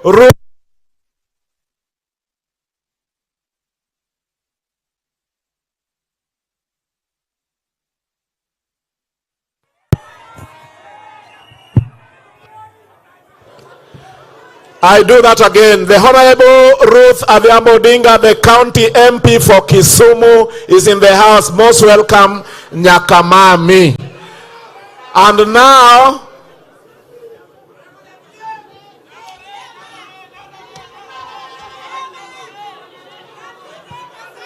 I also want to recognize the county executive committee members from all our counties. Please feel welcome. And the county secretaries. We work very closely with the county secretary of Siaya, the Honorable Ogutu Karibuni Sana. At this juncture, Your Excellency, I want to invite up from the governor of Siaya, His Excellency James Orengo, to now come and handle this component of the program. Karibu sana, Jamie. Most welcome.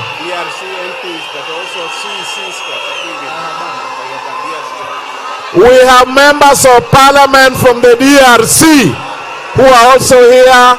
We warmly recognize you. Ajim, karibu sana Mayanga. Our sign language interpreters, you are welcome on stage as well.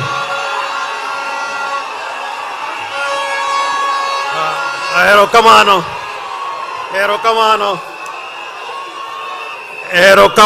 ahinya. Tich momiya maduong' mokwongo en luongo jomoko mabiro loso kodu kae. Tae bang'e tabende abiro wacho matin kapok aluongo jakom. President Marwa, Raila Odinga, Min Piny, Dr. Odinga, kapok aluongo nyinge moko, adwa wacho ni kiriek migwena ka, to timie tim mane Jaramogi otimo migwena ka. En hai maber, ne higa mabiro ma en kiny, Raila Odinga dhi bedo president ma African Union Commission.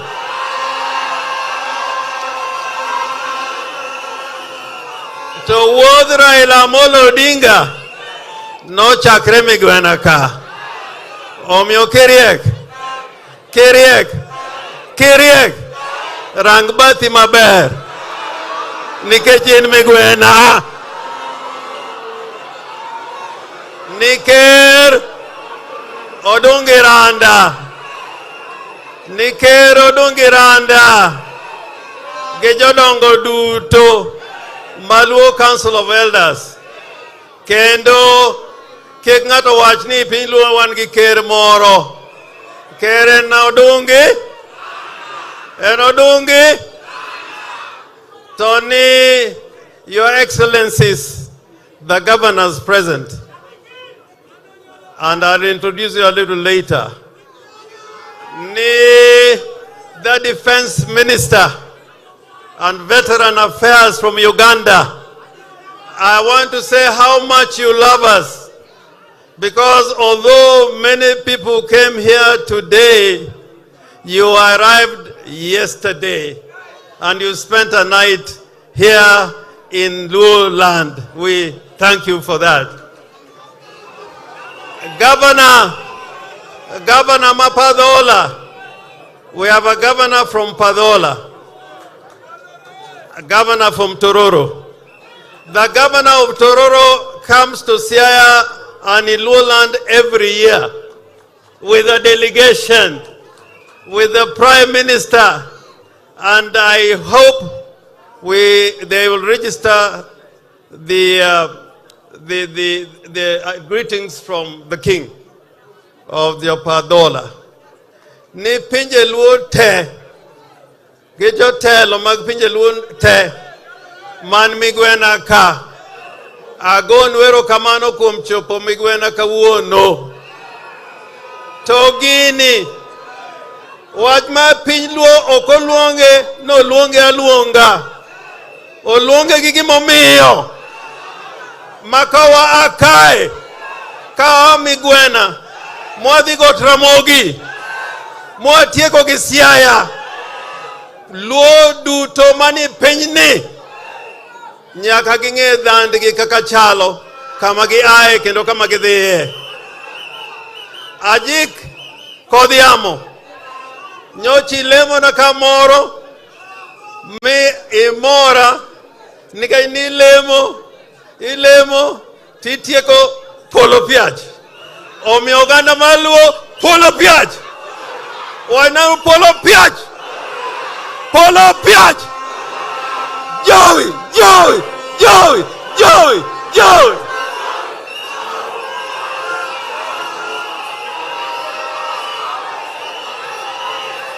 Koro, miauru thuolo, monda luong governor mamigori. Uorje moko, nyakwarje moko. Ochila yako bianega.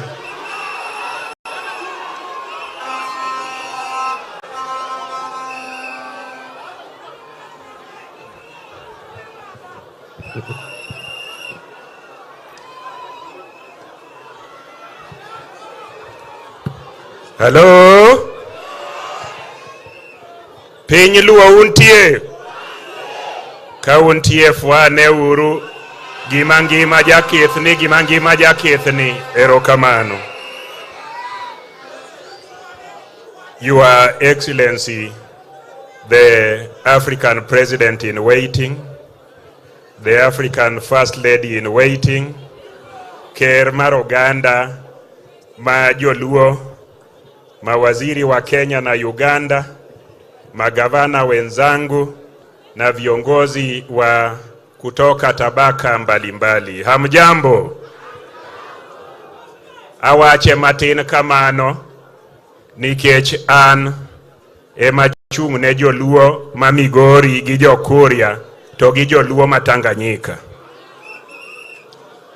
Ka ibiro Migori County mating'o mosgi, ang'e ni wajumbe wanitie ka, wajumbe ma national.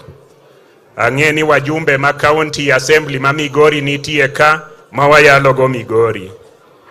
To maduong' ni Migori County king'iyo anyuola man Migori County te, iyudo gi Homa Bay, te iyudo gi Kisumo, te iyudo gi Siaya, te iyudo gi Tanganyika. Ka ine piny marongo, Rongo gin jaduong' manochako piny kama gambo niluongo ni Kasimba, no kendo gambi nyolwal, to Kasimba katimo nonro ne machiegni ni ayudo ni ne en ja Asembo. Kibira Wendo, tibiro yudo ni jo Awendo gin jo Sakwa, ma bende jo Bondo Kakan achiel kuomgi. To bende ya Wendo kanyo, ibiro yudo jo Alego ma Wendo.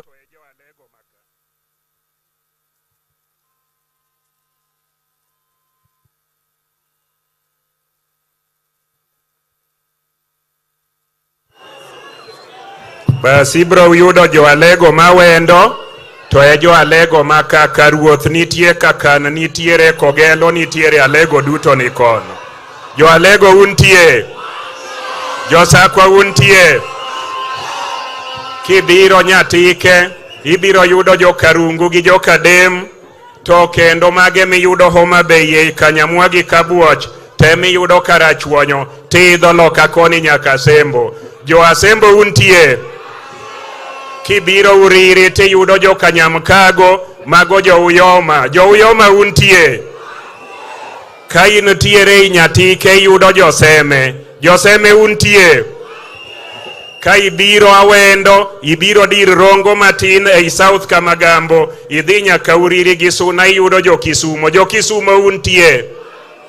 Aeto Migori bende yudo jo chula mar Usinga, kendo chula ma Migori, kendo yudo jo Suba duto. Jongi neno ka Migori en mariwa. Awacho mano mondo ung'eni wan jo Migori, wan kod kanyakla e piny Luo kama, kendo akelo mos mar jo Migori, hera margi kendo riwruok margi duto teka. Abiro gi First Lady ma Migori, First Lady chungane mondo jodala wa makoni oneni. Erokamano. An bende an gi wuoda machogo, although dichuo ok bed gi chogo, choke ne ng'eny, to wuoda machogo masomo Nairobi be nodwa biro neno joluo ma jodala gi Ignacio Ayako eroni kanyo. En pod ok owinj dholuo, to dwaro ng'eyo ni joluo gin jok manade. Akwayo ni jok manitiere oko ma joluo keluru nyithindu e piny Luo mondo bong'e ni jaluo en ng'ama nade. Donga timo maber. Okupamna kanyo. Kadwaro tieko, adwaro mana puoyo Raila Odinga. Raila Odinga linga kanyo. Raila Odinga samoro jomoko ma ok ong'eyo paro ni Raila ofuwo. Seche ma piny tek kabisa, to Raila mako siep. Raila timang'o? Otimang'o? Nikech thuon mofuwo ema nyalo tero jogene lweny lolo gi tho to linga. Raila mako siep mondo siep no bende okony joge. Otimo maber kose ok otimo? Sani otimo maber kose ok otimo? Ineno kopiyo wuod Wandai wuoyo kaa kwa niaba mar sirikal gi kizungu mopuch. Kizungu motimore nade? Nikech osiep ma Raila Amolo Odinga omako. Inyalo paro ni kinde mokadho bende no mako siep gi Uhuru Kenyatta. To kendo kinde mokadho mbele cha bende no mako siep gi Daniel Moi. Raila riek kose ok riek? Tadwa nyiso kuma koro rieko Raila ogike kabisa. Uparo ni Raila seche moko ming. Adwaro nyiso ni andaki mane ochiki e State House maka jaluo donjo kone nyinge to ok ndik tich cha. Raila omu mandaki no. Dongi winjo ka andaki no koro ng'iengo lake igode cha. Olor kose ok olor? Mano ng'ama riek kose ok ng'ama riek? Emomiyo josiasa maduono, josiasa mago hiu ma ok ong'eyo ni gima Raila Amolo Odinga osetimo ne piny Luo, osetimo ne jo Kenya duto, en gima lich ahinya ma kopodigo nyef to nyef mari nonge kuma bro teri. Gima nok go jodala wa, adwa duoko nwero kamano, kendo an bende igilo na. Itimo nang'o? Ni iga manyien, ni iga mang'o? Ni ubro biro Migori mondo urome gi joluo, gi joluya, gi jokuria ma Migori to gi ma Kenya. Ji edi ma bro biro Migori iga manyien. Ero uru kamano, mad Nyasaye oritwa e kinde makawuono. Erokamano, Your Excellency, we recognize the delegation from Rorya, Tanzania, led by their chief Karibuni Sana. We recognize the presence of Dr. Wenwa Akinyi Odinga, Nyar County Maka, Erokamano Mamin Mumbo. We recognize also members of the academia, the Vice Chancellor of Amref University, Professor Joachim Osur, the Vice Chancellor of JOUST, Professor Emily Akuno, the Vice Chancellor of Great Lakes, Professor Hazel Miseda, Your Excellency. Erokamano. Koro giluoro akwayo Nyawang'aya.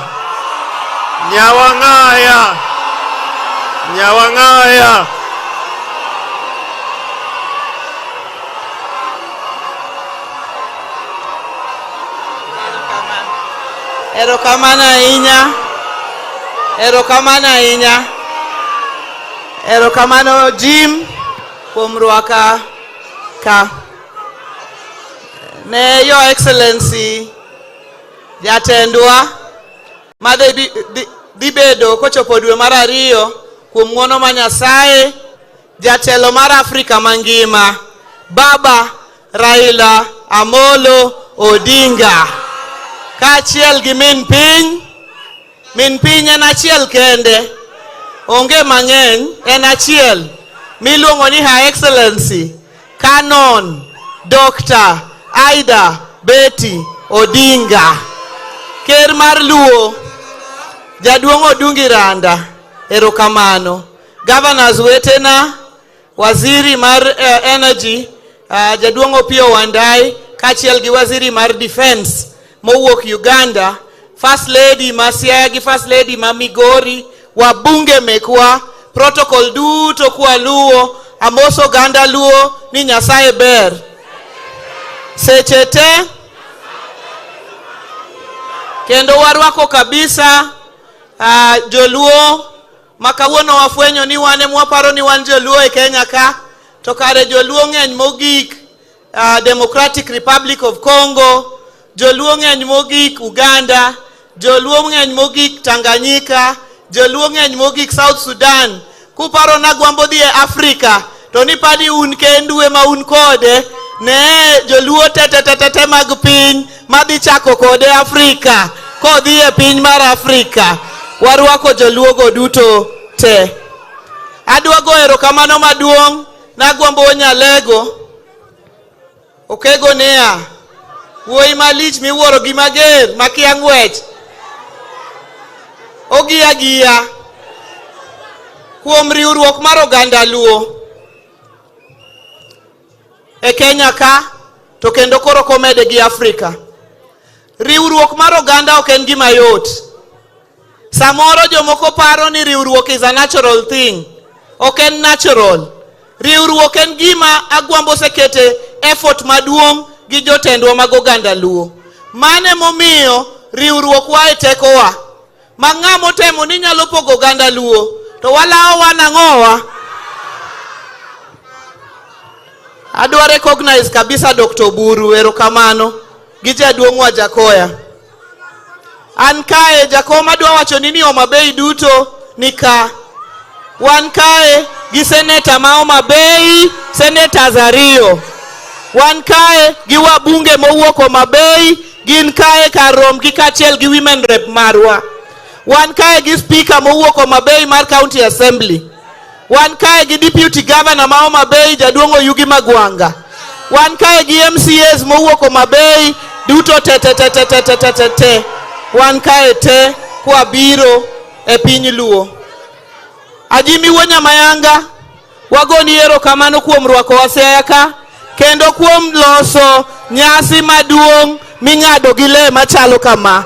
Erokamano ne in to gi jo Siaya duto kuom chenro maber.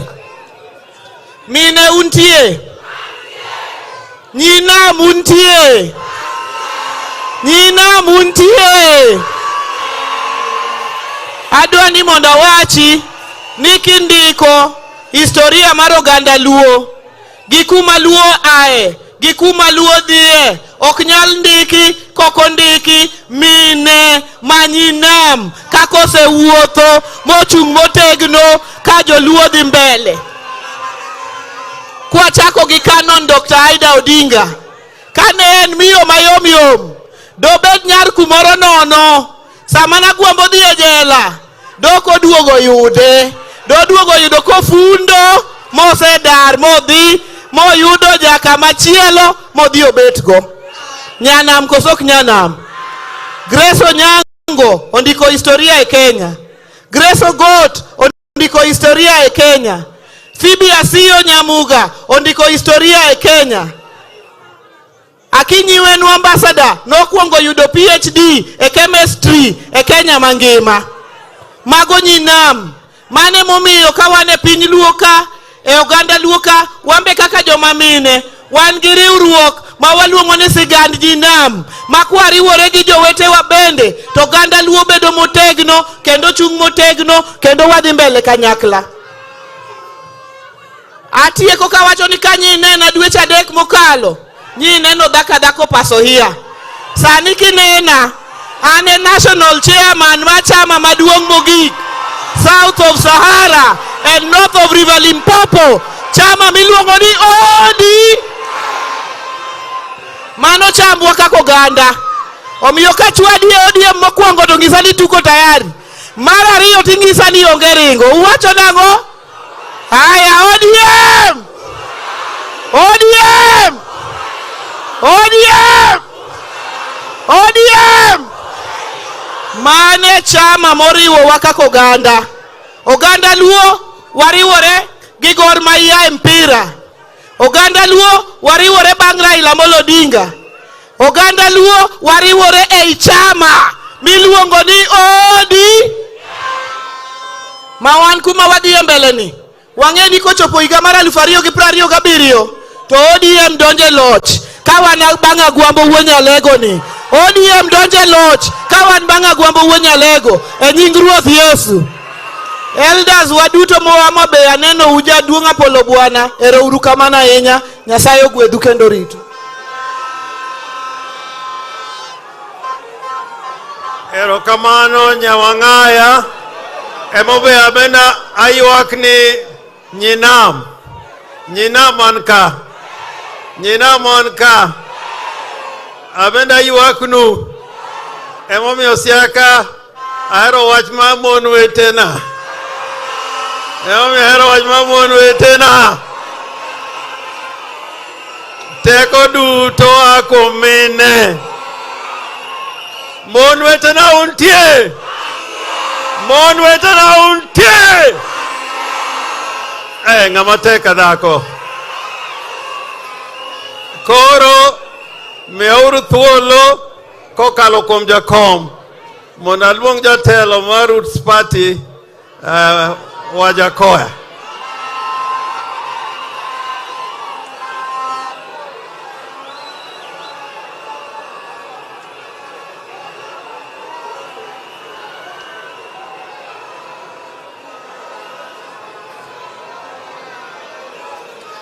Your Excellency, Raila Odinga, the First Lady, Mama Aida, Professor Anyang' Nyong', Governor of Kisumu, Nyawang'aya, awacho ni Nyawang'aya, awacho koso kawacho, Dr. Uchila Yako, Senator kijana Oburu Odinga, Otienda Molo, and Kora Abiro wacho niya. First of all, Governor James Orengo. I'm so privileged today to have been invited this last week by several Luo leadership, and I'm reporting this directly to Baba. I'm also privileged to say that when Baba did what he did, Mapiny Kacha, I've never said a single word in public. Jochako kuanani, why is this man silent? But I was consulting with Baba through James Orengo and Baba directly and Mama Ida. I cannot do without consultation. To Baba no kuanani namna hii, tabenda di namna hiyo. Tukendo Baba chako tumogimoro maber kabisa kumwot Piny opio wandai, opionka, recognition ma 100%. But before I continue, I would like to say that my entry into Luo blood is through Nyamagoya. Nyamagoya was a great woman who gave birth to my grandmother and gave birth to Otienda Molo's grandmother. So when you see that blood around you, be careful. And Mheshimiwa James, you have said something very important. That when Raila came around, Jaramogi came around here to do something, no kweto gikmoko kambo yudo gimoro, bochako pando reto, ochako nyuolo nga. The Jaramogi family, I don't know how to please myself. I don't know how to thank you for the liberation struggle of this country and East Africa as a whole. And I don't know how to thank Mama Ida for having been, plus James Orengo, the two that God used to transfer me from this country when Moi was killing everybody to UK. And I'm making this known to our fellow Luos from Uganda, that if it was not them, I would not be standing here, particularly Mama Ida, when she made what she made through Jaramogi, to ferry me from this country when Moi was killing everybody. That is why, and that's what informs you, for what I've been doing to the Luo community. When things went wrong in Tanzania, the Luo community, the Roria Untie, I'm the one who took your 4 Diwanis when they ran here into exile. I'm the one who made their papers as a lawyer, and also your MP who was helped by Raila Odinga. So my intervening within the Luo is great.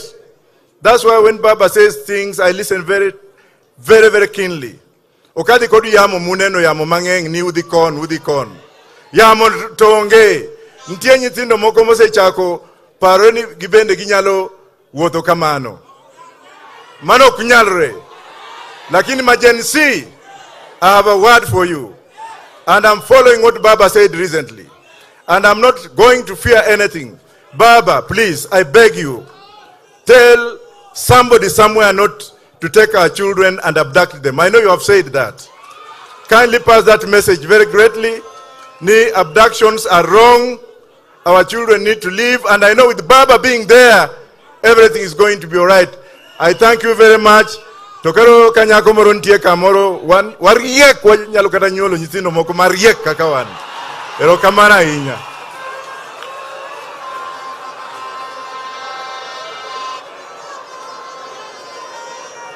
Ahero kamano Professor Wajackoya. Koro githuoloni.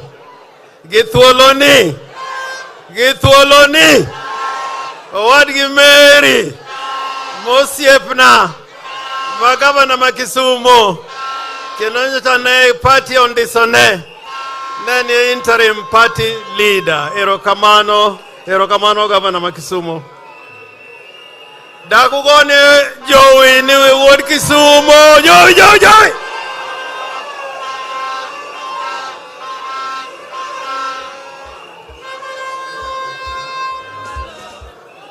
Jokanyana mutie.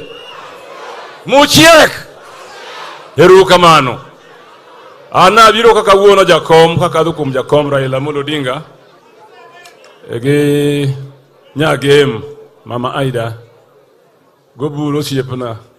Gijodusa duto manka. Awacho kama.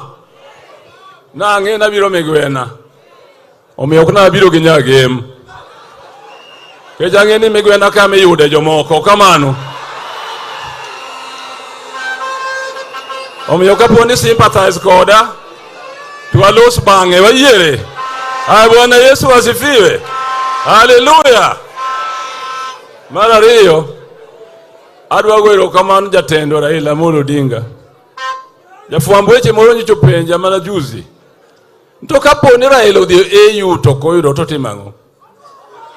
Ako ni winjo. Ok odhi no try, odhi no dhi yudo. Makofi basi. Because we must realize that when Jacom has made up his mind to do something, he knows what he's doing. When he made up his mind that we are forming ODM, he knew what he's doing, which direction we are going. It doesn't matter how many difficulties we have found on the way. We have resolved. Forward ever, backward never. Mara riyo adwa wacho gimoro kuom Jaramogi. Jaramogi was an institution builder. for the Luo community, for the nation of Kenya, for Africa as a whole. And I remember one of the things he did before he died was to champion Ramogi Institute of Advanced Technology. Ramogi Institute of what? Advanced Technology. At that point in time, I remember very well, it was very difficult to collect money for it.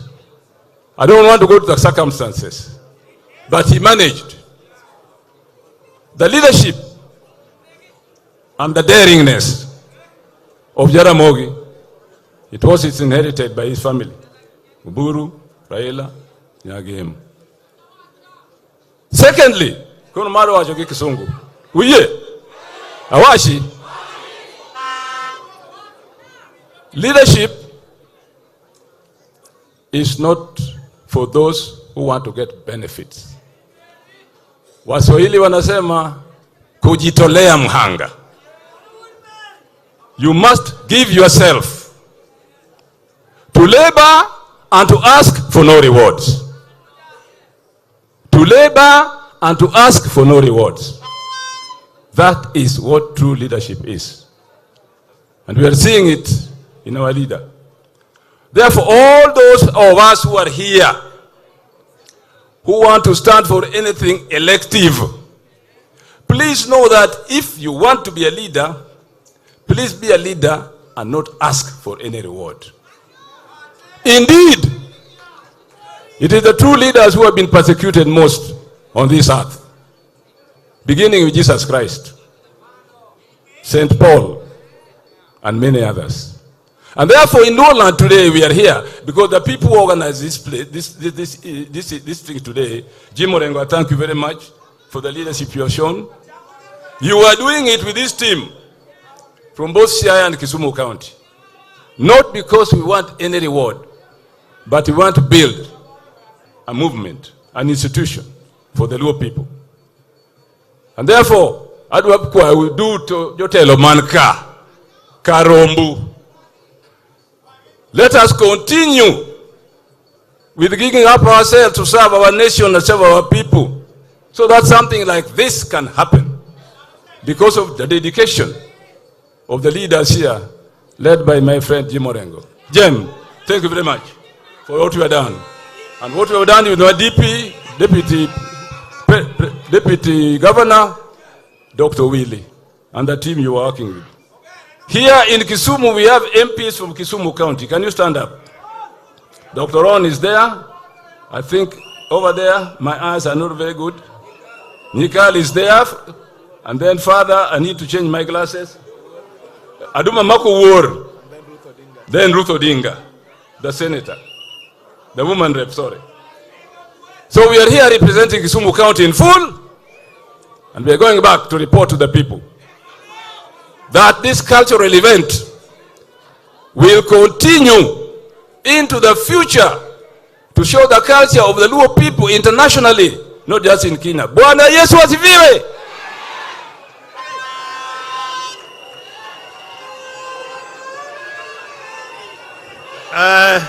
Erokamano.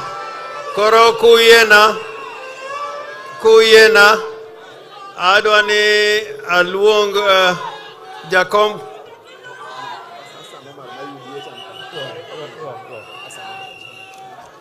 Sorry, we recognize the presence of the Secretary General of the UDA party, the Honorable Hassan Omar. Karibu sana. We also recognize the founders of the Luo Renaissance, Professor Oburu Odinga, Professor Ben Sihanya, Henry Mien, and Engineer Kerry Orege. Our facilitators, because now we are concluding from here, Professor Mary Goreti Otieno, we recognize you, Professor Larry Gumbe, Mwalimu Poli Capochilo, Professor Obonyo Digolo, Dr. Elizabeth Awete, Dr. Ahao, and Dr. Isaiah Nyandega. Karibuni sana. We also recognize the presence of the founding Vice Chancellor of TUK, Professor Francis Oduol. Your Excellency. Erokamano. Koro sani Adwa luongo, one of the most powerful women and Kenyan in this country. Not just in Kenya, but entire Africa and the world. Min Piny, on your own, you are a fighter. You are a freedom fighter. And I can be a witness to that. Ruak nauru Min Piny, gisigalagala.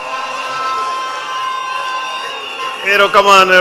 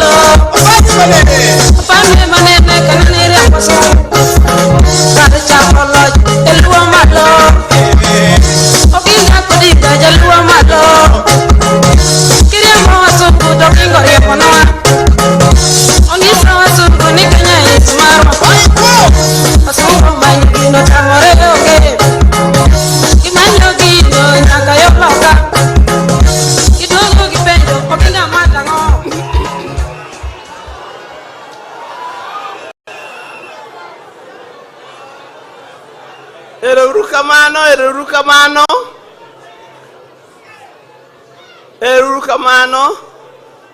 Mokwongo agoyo kamano maduong' ni Nyasaye me polo obongo nyakalaga momi wabiro ka wabet ka tieng' machal kamanieri eneno jomobet piny ok unyal ng'eyo ni dhano ni kama chal nade kata bende nakia sama abet to kara ulich mana kama ng'amo kochopo ka to en ng'ano ng'amo kochopo ka to en ng'ano to kapod idieyo reti chopi pod wabiro bedo gi budho kiny goruecha omiyo nyaku chopi. Mar ariyo agoyo erokamano ni jok moparo mokelo ji kaachiel mochako gimiluongo ni piny luo. Gini wasegomba to ne pok otimore to sani otimore kendo biro bedo nyime omiyo agoni erokamano. Gini eri oyawo wang' ji mang'eny kata an bende oyawo wang'a ni kara piny luo ok en mana Kenya ka, kara piny luo oting'o jo Uganda ma bende waneno gi ka, piny luo oting'o jo Tanganyika bende gin kacha, jo Mwaroria, piny luo oting'o jo Sudan, oting'o jo Congo, oting'o jo Ethiopia, to kara walicha. Higa ni watime ka, higni mabiro time ka, to kamoro higni mabiro mbele kucha ok nwatime Kenya ka, nwatime kata Uganda, kata Sudan, kata Ethiopia, kata Congo. Nikech waduto wan gimoro adi.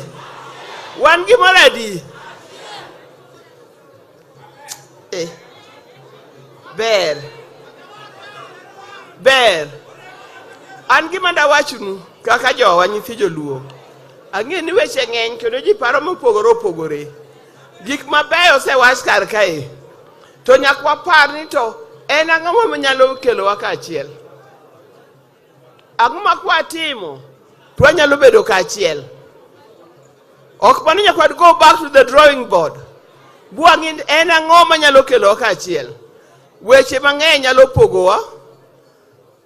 Iwinjo kata to an aja loka, an aja kune, an aja kanye, mago weche mapogo ji. Weche moko pa mapogo ji gin weche mag kaka nyaneno ka siasa moro do chopo ka siasa yera kumidwa dhiye to kiki forget in jango ang'e gimudwa wachona koro jogo duto warwako ng'ato nyalo kier matin to kiduogo to duoge laini to kibire laini wawe animo miya thuolo mar loso kin kawuono kibire laini to chak chien kuma nene ng'at mogik chien kuche midhi chake mano bende wayie o kamano omiyo kik waked kod gimiero gin jowa kihinye ichwero remb jaluo wadu gi joluo manie Kenya ka tim moro tinde wahero ma an tadwang' ka tim no chwanya to koro nyaka wan awachnugo awacha tim moro ni ka wadhi e liel ka wan gi liel to dhano biro e liel ywak to in idhi mana e liel mar gori gi jawadu yawa timno to nonego wakwere ka wan oganda ng'eny kamae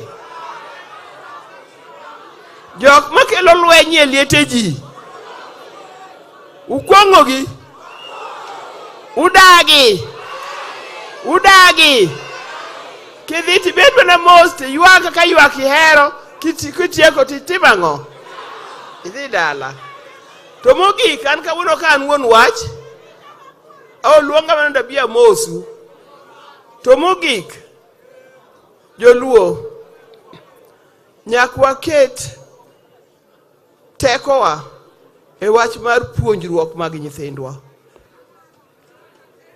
wach mar education wach mar somo kokwa puonjo nyithindwa gi to jok winjo kiluonga ni profesa kia ng'ano profesa ng'ane dokta ng'ane biro bedo maonge mbele ka kokung'e wachno biro bedo maonge mbele ka emomiyo nyaka waket maine wach mar puonjo nyithindwa litna ka winjo tinde ji nyiewo digri makata ng'ane be nyicho bedo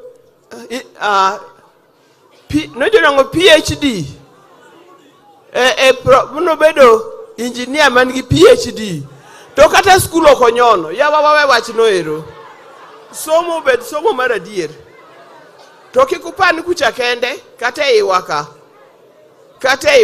obed somo mar adier nikech somo mar adier eminyalo gero go piny to kwadwa gero pinywa nyaka wadwang' nyithindwa gi nyaka wami proper education nyaka wamigi ang'e ni kachopoga kar kanyo to ji ling' to kata kuling' nyaka wamigi kidwaro japuonj mariek kabisa manyalo puonjo nyithindo maber inwang'e kanye oa kanye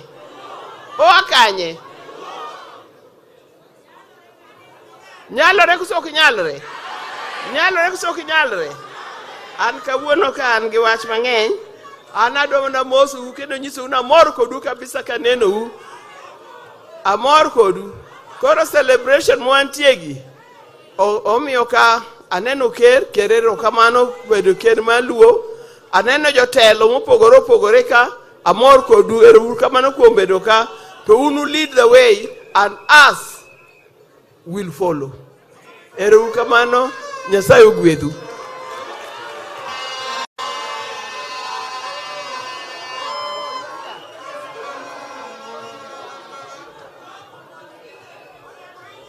mako mamano morito rengo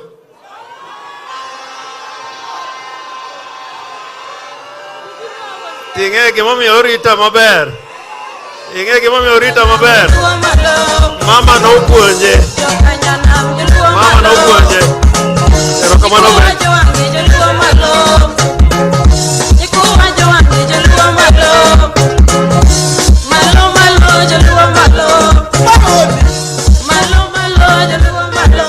erokamano sama wuoyo ka ang'e ni karo rita ga toka kar kae to dahero mdegin an chon ne an japuonj An jok mana puonjo, ema mi jo kacho mar education.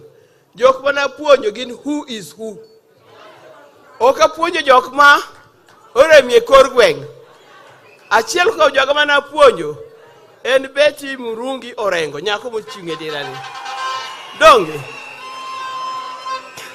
ang'en seche moko nene mana ni donge mano jaod Orengo. En well educated. En a lawyer of high standards. Osetiyo kata gi UN as a lawyer. Betty, just say hello to them.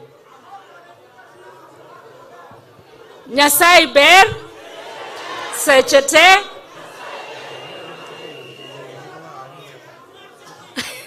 karibuni sana Migwena. Some of us have come to spoil for our partners. Tumekuja na wao hapa Migwena. We look forward to welcoming you to all the ceremonies over the next 2 days. Karibuni sana, our visitors from all over Africa and the beyond. We are very happy in Siaya to be hosting you for this, our annual Piny Luo Festival.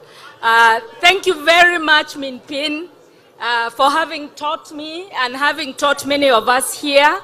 Asante sana Baba for honoring us, obviously, with your presence. We appreciate you. Ker erokamano ahinya.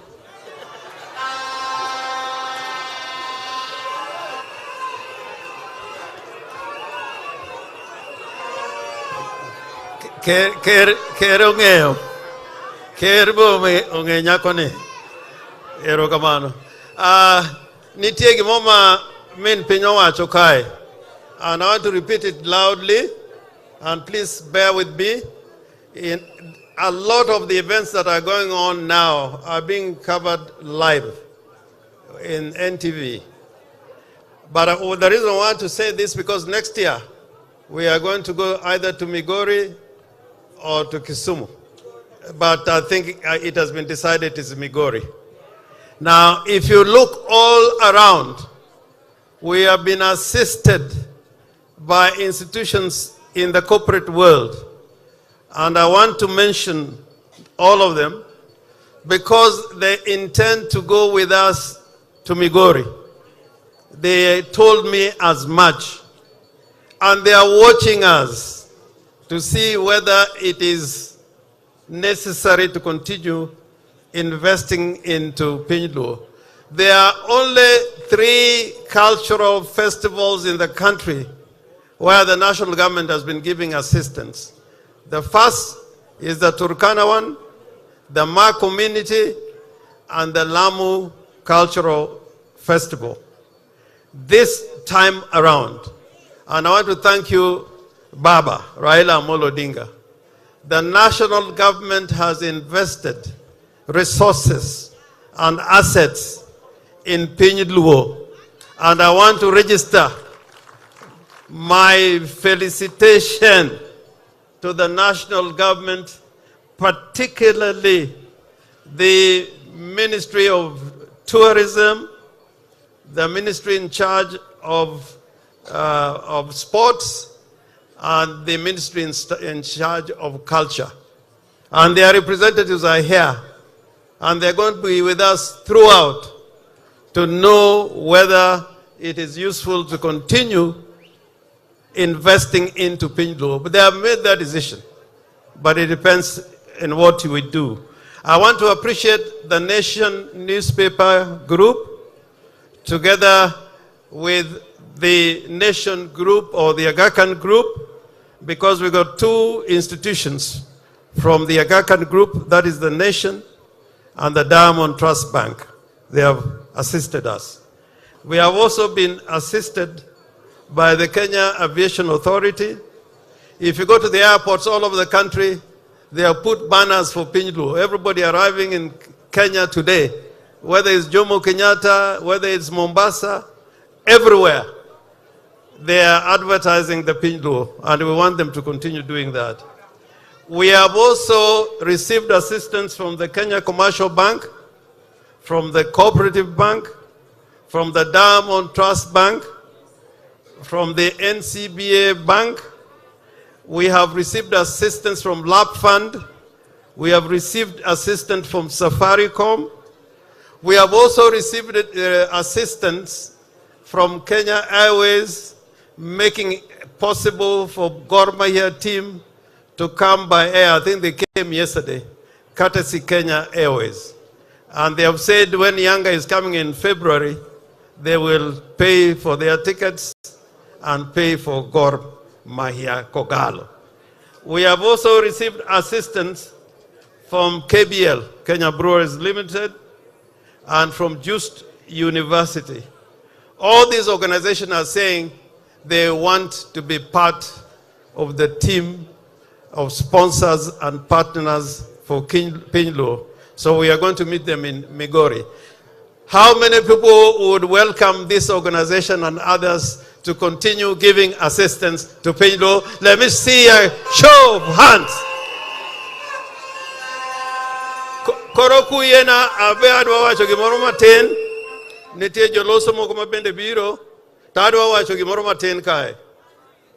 In history, and right now, in a lot of discourse, in matters concerning affairs of men and women who have changed humankind, one of the greatest debates in England is who is the greatest Englishman who ever lived.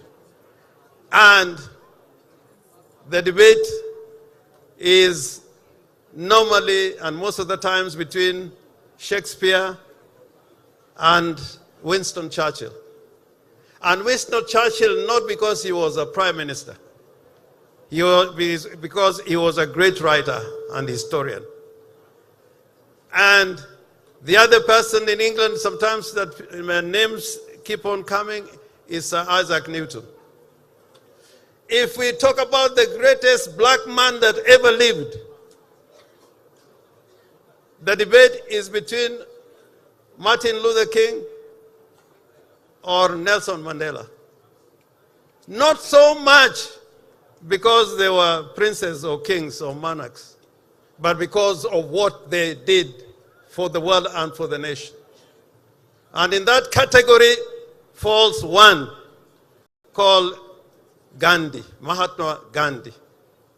In the United States of America, when they talk about the greatest American that ever lived, the name that keeps on coming is that of Abraham Lincoln.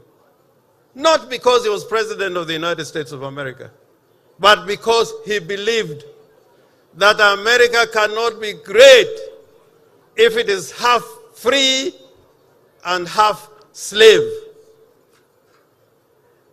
Our Lord Jesus Christ, whom we worship, was never a pope. He never occupied any position. He was never a cardinal. But his history and work goes across continents. Even for that matter, Muhammad the prophet, he was not a king, he was not a monarch. But what he did for many, many centuries, and we're talking about over nearly 2,000 centuries, is because of what they stood for and what they did.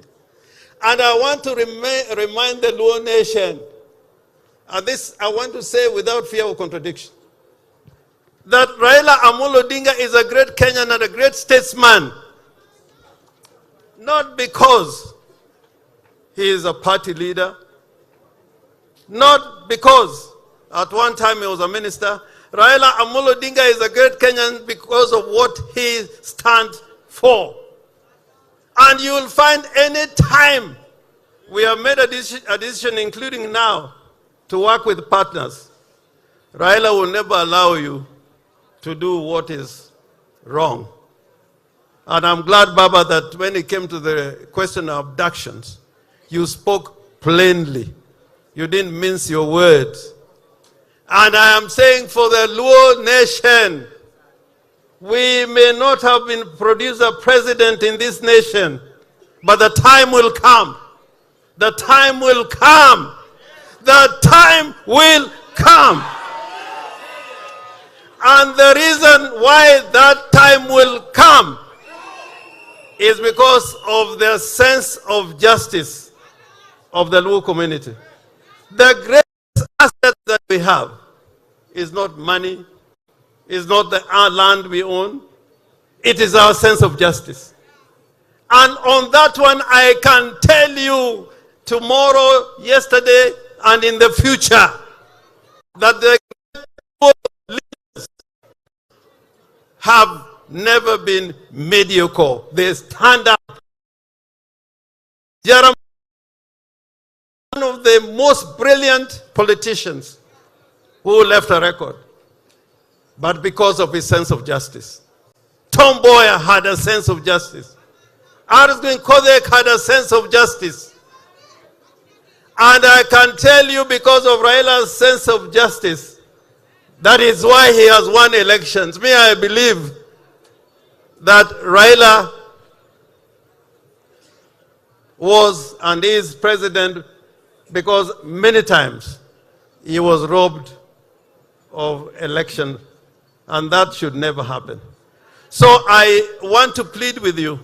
Sometimes we can get a sense of excitement and euphoria. Sometimes we can get a sense of excitement and euphoria. At least in my lifetime, I've been in politics with people like Odongo Mamo or Okiki Amayo. And when you heard them talk, it was like the president was king.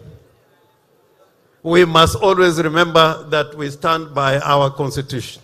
That is the basic document that must guide us. And that constitution is what now allows us to express our identity in language, culture, and when we are all gone, it is our culture and identity that will determine who we were. The pharaohs, the Egyptians, their history lives today because they left a culture which we can still access. Now, for Piny, our history is rich. And I ask you, when you are here, take 2-3 hours in Gotramogi. Then you begin to know who you are. You cannot leave Kenya and go to America and visit Arlington Cemetery to see where Kennedy is buried. And you're a Luo and you don't know where Ramogi is buried just next door. You have to do that. You cannot be a Luo if you don't know how other Luos, how they live, their history. And I'm so happy with the delegation, all the delegations that have come. We have got kings, we got governors. In Uganda, we have prime ministers. They are all here with you. And in DRC, there used to be a little girl called Akumu, Nana Akumu. A lot of people didn't know that he was a Congolese Luo. And Dr. Oburu, they tell me that they're not just 4 million, they're about 8 million. So, Kenya, we are here as a Luo nation, not to preach discrimination or exclusivity. We are not going to be people of the lake in exclusion of other Kenyans, like other people preach about mountains. We believe in unity and diversity, as Adam Solo said. That is what is going to make us great. This is what makes Raila Amolo Odinga standing for justice, standing for the truth, standing for the common people, having pro-people policies. That is what is going to make a difference.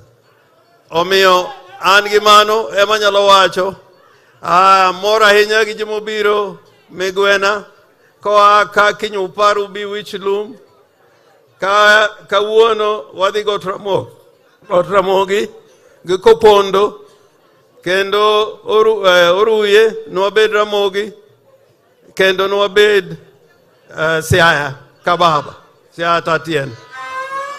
And in conclusion, Raila Odinga I want to appreciate for you making it possible. It has never happened, never, that through your leadership and vision, we got all these people from the Luo nation from across Africa. That is one. Secondly, you have made it possible for two heads of state, sitting heads of state, to come to join with you to celebrate an event in Siaya. It has never happened. It has never happened. It has never happened. But next year, we'll come to you, now that you'll be the head of Africa, to bring us 6, 7, 8 presidents to Migori, or to Homa Bay, or to Kisumu. Awacho kutoka wacho. Awacho kutoka wacho. Joey! Joey! Joey! Joey! Joey! Polo Piach! Polo Piach! Polo Piach! Polo Piach! Koroye Naura Duong, Right Honorable Raila Amolo Odinga. Right Honorable Raila Odinga. Kabayuma kangato, kabayuma kangato. Kabayuma kangato, kabayuma kangato. Kaverno kangato, kaverno kangato. Emokil. Kabayuma kangato, kabayuma kangato. Gombo. Kaverno kangato, kangato nyongo. Kabayuma kangato wanga. Kabayuma kangato ida. Kabayuma kangato kamiel nano kangato buru. Kabayuma kangato opia. Kamiel nano kangato dongi. Kabayuma kangato agwambo. Agwambo naraka. Baba Raila tiraka nangotela. E baba naraka. James Orengo tiraka nangotela. Ajimi naraka. Mama wanga tiraka nangotela. Miel nang nekendo norwaka. Ai norwaka. Dugna nekendo.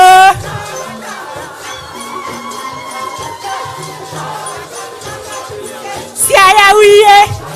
Kisumu wiye. Migori wiye. Kisi wiye. Yokenya wiye. Nango baba tosha wan wiye kode chuk. Nango baba tosha wan. Nango Siaya wiye. Migori wiye. Homa Bay wiye. Migori wiye. Kisumu wiye. Siaya wiye. Nairobi wiye. Nango baba tosha wan wiye. Asante sana, asante sana. Asante. Asante.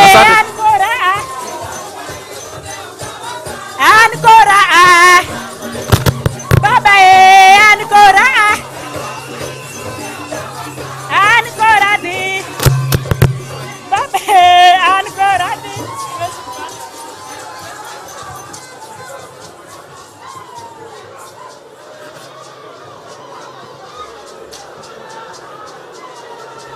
Haya.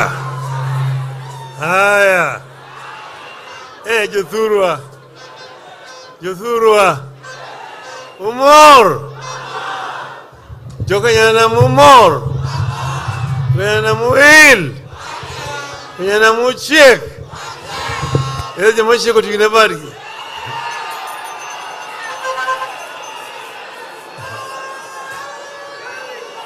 Ero uru kamano. Ni wendo mobiro, our guests who have come from outside Kenya, Uganda, Tanzania, DRC, South Sudan, Ethiopia, and the diaspora in the US and in Europe and Australia. Saureuru, Hamjambo. I want to welcome all the visitors who have come to join us today for this wonderful occasion. It is a great occasion for the Luo nation here. There are only, I think, 2 other communities who have some similar celebrations. The Teso here have an annual event where they bring their Emormor. Emormor is the king of the Teso, but he lives in Uganda. But he comes here annually and they have a reunion here. They also have a similar event in Uganda. Then the Turkana have what they call the Tobong Lore. Tobong Lore is a big festival. They bring people of Turkana from different parts. The Toposa in the South Sudan, the Karamoja in Uganda, and the other group which are in Ethiopia. They come and every year they have such a festival in Lodwar. Now this is not a political event. It is basically a cultural event that brings people together who share the same culture to be able to unite, because culture itself is a source of civilization. That's why the Waswahili say, Mwachamila ni mtumwa. That if you forget your culture, you become basically a slave. So I've got some remarks I want to make in English. Then I will speak in the Luo and also in Swahili. We gather here at a time in which the world is increasingly interconnected through globalization, while at the same time we are witnessing the resurgence of nationalist aspirations. This resurgence of nationalist aspirations is being complemented by the emergence of multinationalism, which is nurtured by resilient communities. These multinational inspirations do not seek to undermine the national project in their host countries, but rather to harness the linguistic, cultural, and social fabric upon which most nation states were built. In Africa, we are more of state nations as opposed to nation states, given that the state in Africa, thanks to the Berlin Conference, saw states being engineered from above through artificially created boundaries.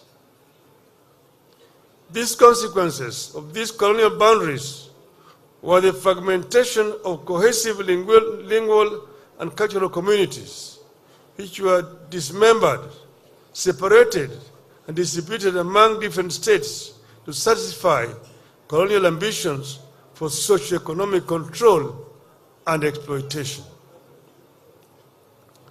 Despite these divisions, pre-colonial African nations have demonstrated remarkable resilience, continuing to thrive across nationalities imposed upon them by colonial powers.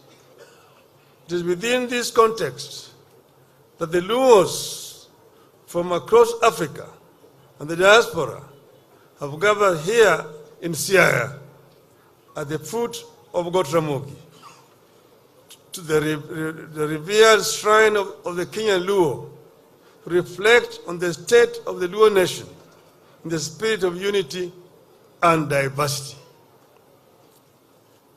Luo delegations, led by their respective cares, the cultural leaders, have converged from Uganda, Tanzania, Ethiopia, South Sudan, Democratic Republic of Congo, and other nations.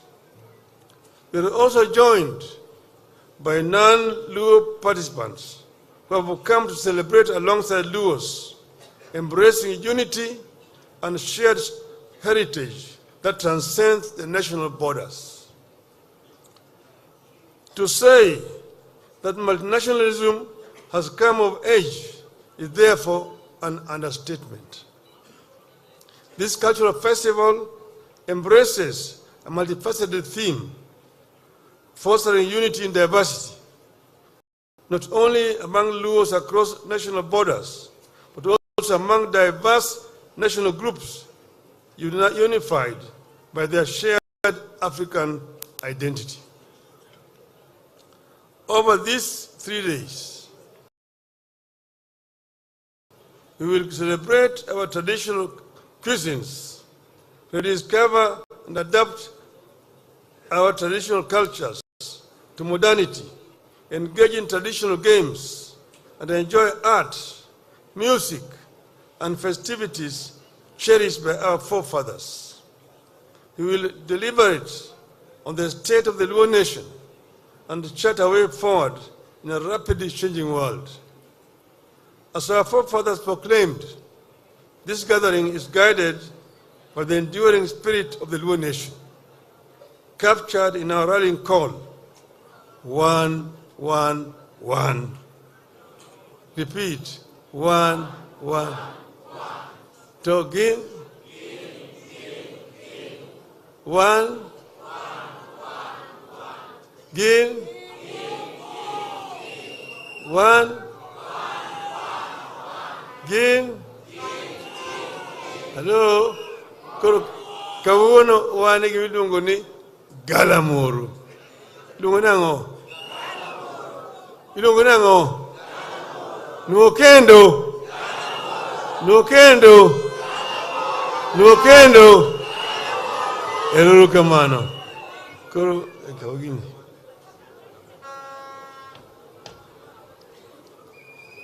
Hello?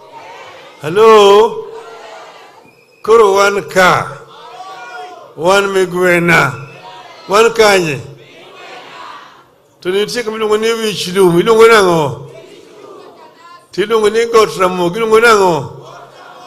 Tiluongo ni siaya kababa. Iluongo nango?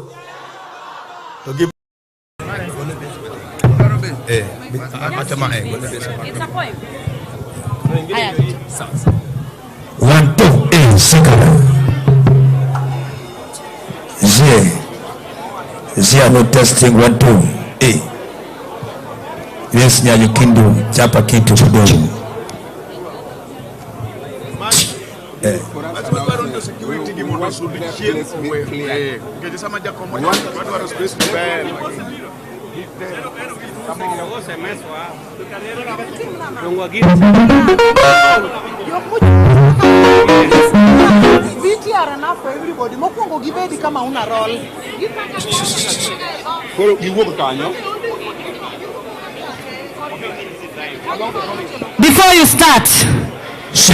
Before you start, adwana land mogik kenda adwana land kajachir kabisa.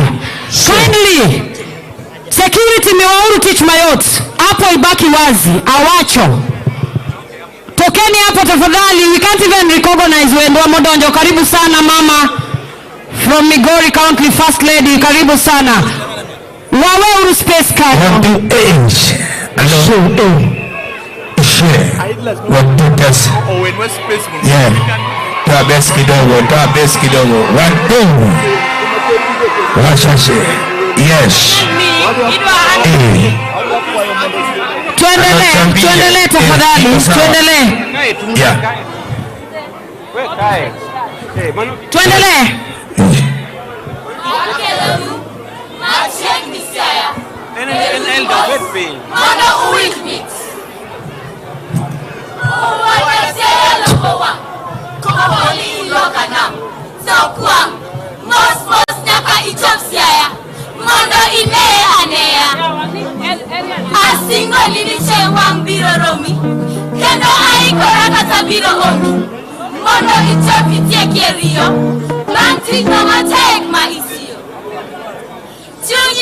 kwe kapidapi. Sama irango na kanyaboli maonge gimachapi. Ada, chunyi biro duogo. Kanyi dendi mabeyo beyo kela ni chiemo koda pilogo. Wi biro bedo matin mana kawi oyundi. Kajo nyatiti mongit kaka omot gi oboni.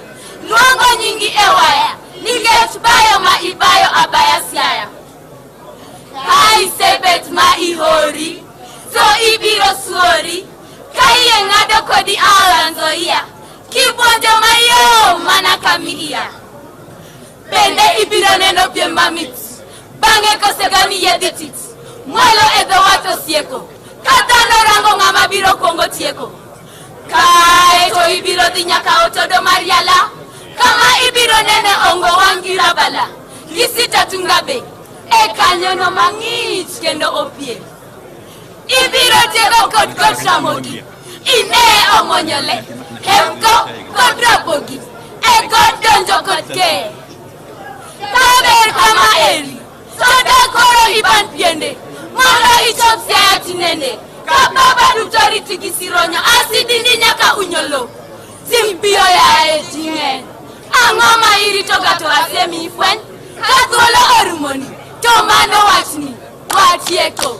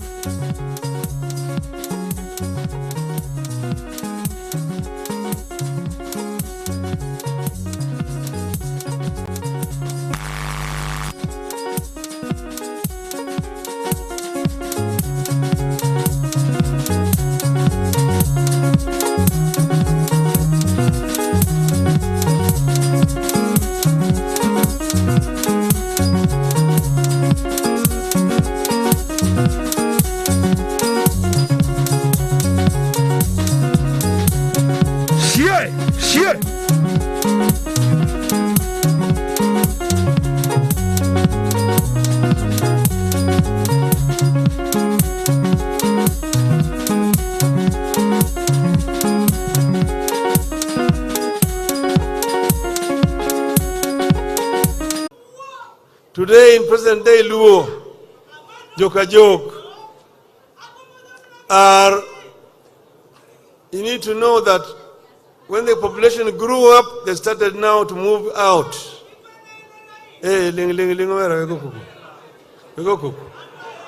Hello? Hello? Niendelee. When the population grew, they started migrating.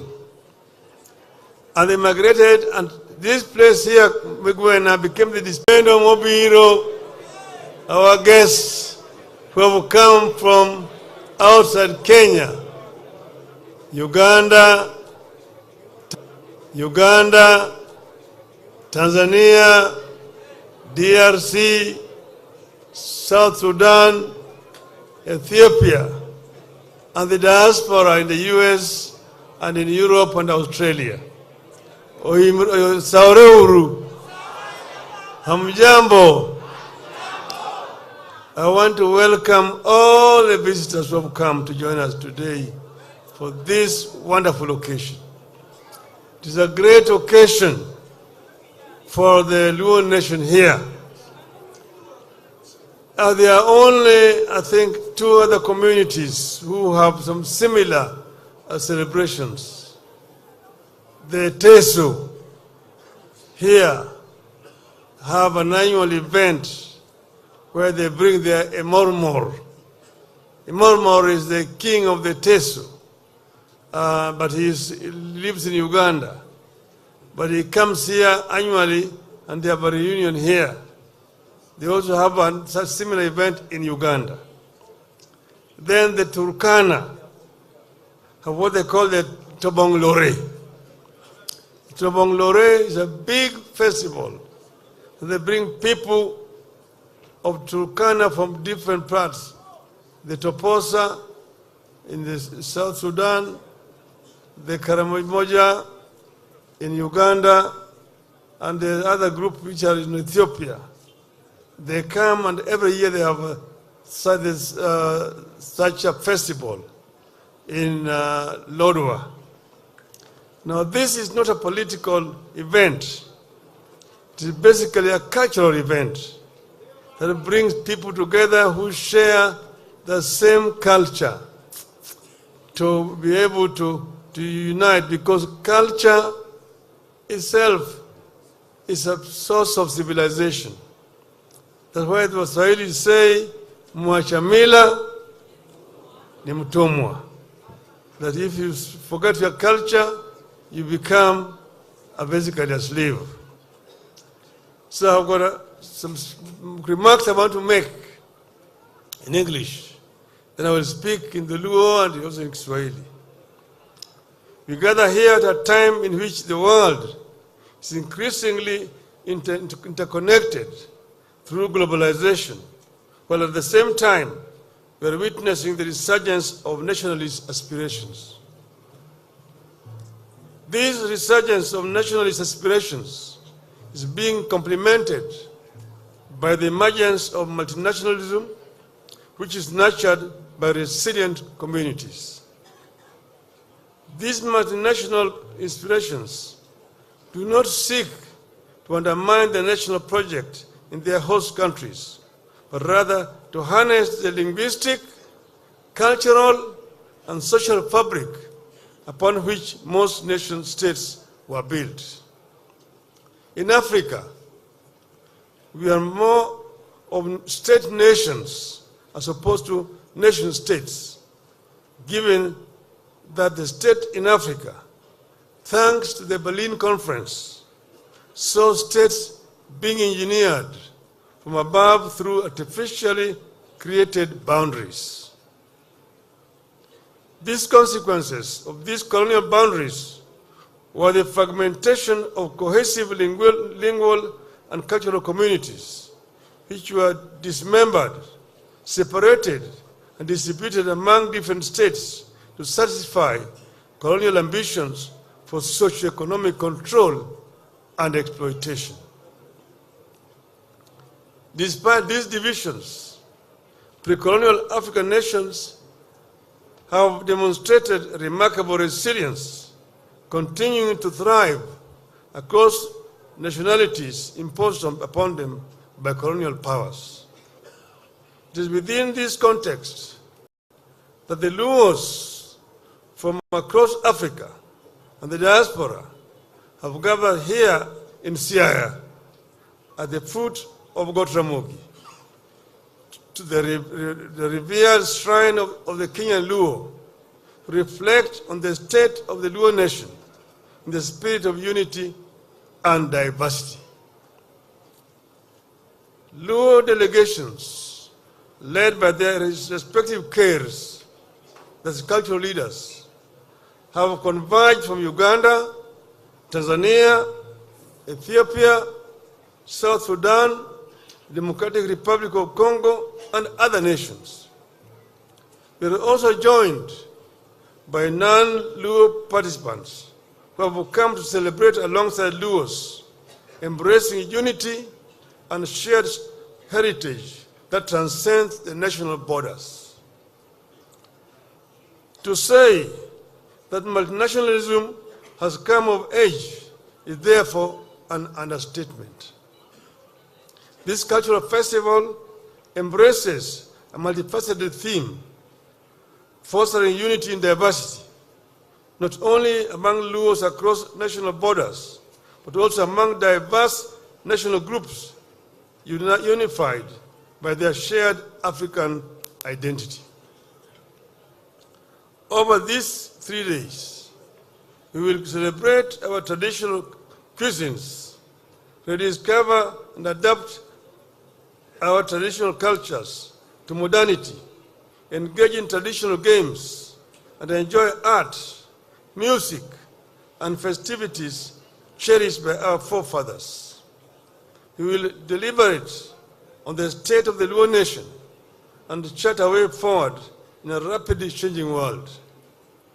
As our forefathers proclaimed, this gathering is guided by the enduring spirit of the Luo nation, captured in our rallying call, 1-1-1. Repeat, 1-1. Togin. 1. Gin. 1. Gin. Hello.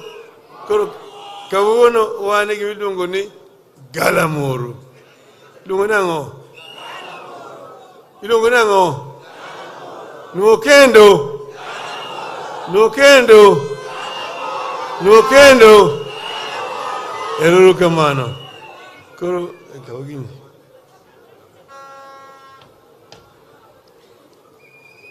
Hello? Hello? Koro wan ka. Wan migwena. Wan kanye. To nitie kama iluongo ni wich lum. Iluongo nang'o? Tiluongo ni got ramogi. Iluongo nang'o? Tiluongo ni siaya kababa. Iluongo nang'o? To gibondo. Gibondo. Kawuono wan migwena ka Oburu osewachonu. This used to be a place where people used to compete on an annual basis. From time immemorial. I'm going to tell you so that our friends from Uganda will understand how the Luos of Kenya came about here. But here was a place where people used to compete. Now you have a division here called Bondo Division. It used to consist of Uyoma, Asembo, Imbo, and Sakwa. Where we are here is Sakwa. And people used to compete here. There used to be tug of war. There used to be wrestling. Amen. And then they used to play soccer. Girls used to play netball. They used to run a Pudinjiri. 100 yards, 220, 440, 1 mile, 5 miles, and 10 miles. But here now, people used to come, the teams would come from those 4 locations to run. Now, in one of those occasions, a girl came. She was not from this division, She came from what used to be known as Boro Division in Alego and Uganda, those sides. She came to visit her auntie, who was married here, somewhere around Bondo. And then there's Migwena Sports. So she came. And then the relative said that she was also an athlete. She used to compete in that other division. So she was allowed to compete with girls here in the sprints as a guest runner. And when they went 100 meters, she beat all those girls. Everybody was surprised. Then went 220. Then she beat them so far away that she caught the attention of one Jaramogi Odinga. Tonyako majaber manyo bonyiricha. En kanye. No, not worried. So they would, oh, she's not from here. Her auntie was married. Then Jaramogi said, I want to see her. Then he was told that girl is so proud. She had rejected so many men that we don't think he will succeed. Then we approached and tried. Eventually, he was giving up. But he had his cousins who were experts in seducing girls. So he was told that, oh, eventually this one has accepted and cows were being sent. That's when he now realized that something was serious. So that story is in Note Yet Uhuru, written by Jaramogi himself. That is how Raila Oburu came about. Mama Mary, Emma Odhiambo Odinga. This is Jaramogi met her here in Migwena. That's where Orengo challenged you women ka. You women ka. You te untie. Tonyiri be untie. Nimegena untie. Unge kimama wacho. Kadwa dipoloka.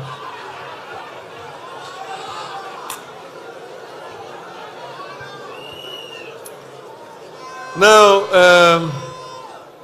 as you have seen, you have people from the diaspora.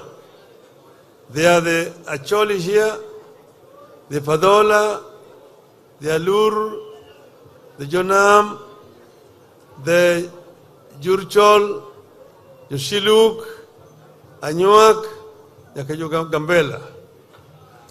Now, the Luos here in Kenya are a hybrid lot. The Luos here in Kenya are a hybrid. The first group that came here and landed at Ramogi 800 years ago are called the Joke people. The joke. The joke people came from Acholi. There they're called the Pajok. They live in the border between Uganda and South Sudan, a place called Nimule. Some of them are in South Sudan, some of them in Uganda. The Pajok.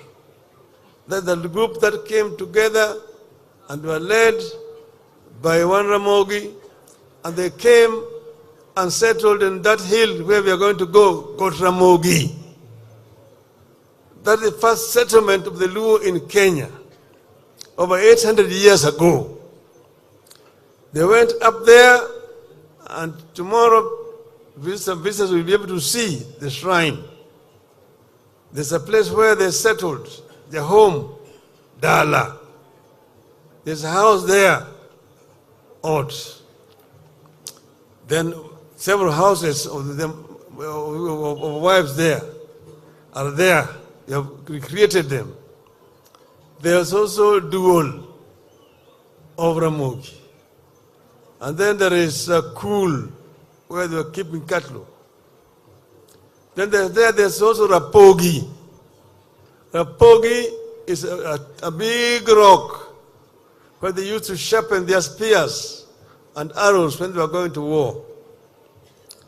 Then there is also Pong, a grinding stone that they used to grind millet and other grains. And there is also lodge. This lodge was where they were hitching cows. It was put on the ground, but it grew up and became a big tree. It is there up to today. There's also Soko, where they used to get water, fresh water. It's there, that's Soko up to today. The Virgin Maria people go to baptize people there up to now. So all that is there is a big history of the Luo people. That's why we said we are making Ramogi Hill a shrine of the Luo. There's now a hut which is called Siaya. And the hut which is called Kisumo. And the hut is called Homa Bay. Another one is called Migori. Symbolic to the clans here, there. Now the Jok people, today in present day Luo, Jok, are, you need to know that when the population grew up, they started now to move out. Hey, hello? Hello? When the population grew, they started migrating. And they migrated, and this place here, Migwena, became the dispersal point. But the first to move out of the Gotramogi was Alego. Alego Mawuramogi. It's the one who moved from Gotramogi first and crossed the River Yala into present-day Alego. Now, today, in the present-day Alego, the descendants of Alego himself are three clans. The Jokanyinek, Seje, Alego Maduong, and Dengi. Those are the descendants of Alego. The rest are actually settlers. Then it took 250 years before the second group of migrants came. 250 years. When the second lot came, this one came from the Padola. The Padola, the Owiny brother of Padola, came with these people through the normal migration corridor, Samia, Bugwe, into Bunyala. And then after a while they crossed the Banzoya. They came and found the Alego people there. Already Seje, the son of Alego, the eldest son, was crowned as the chief. Seje was the king of the Alego clans there.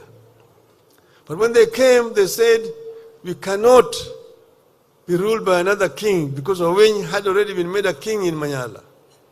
So they deposed Seji, and Owiny took over. And Owiny now became the king and began to torture the Alego people, Lord Jokowiny.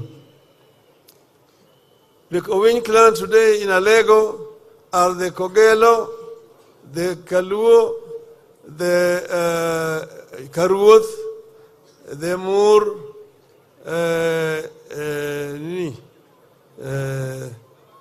there's other people around here, Karapul. Then in Imbo, you have them, Jo Kadimo, Jokowil, Gumunyajira. And they are the ones who are also there in Asembo called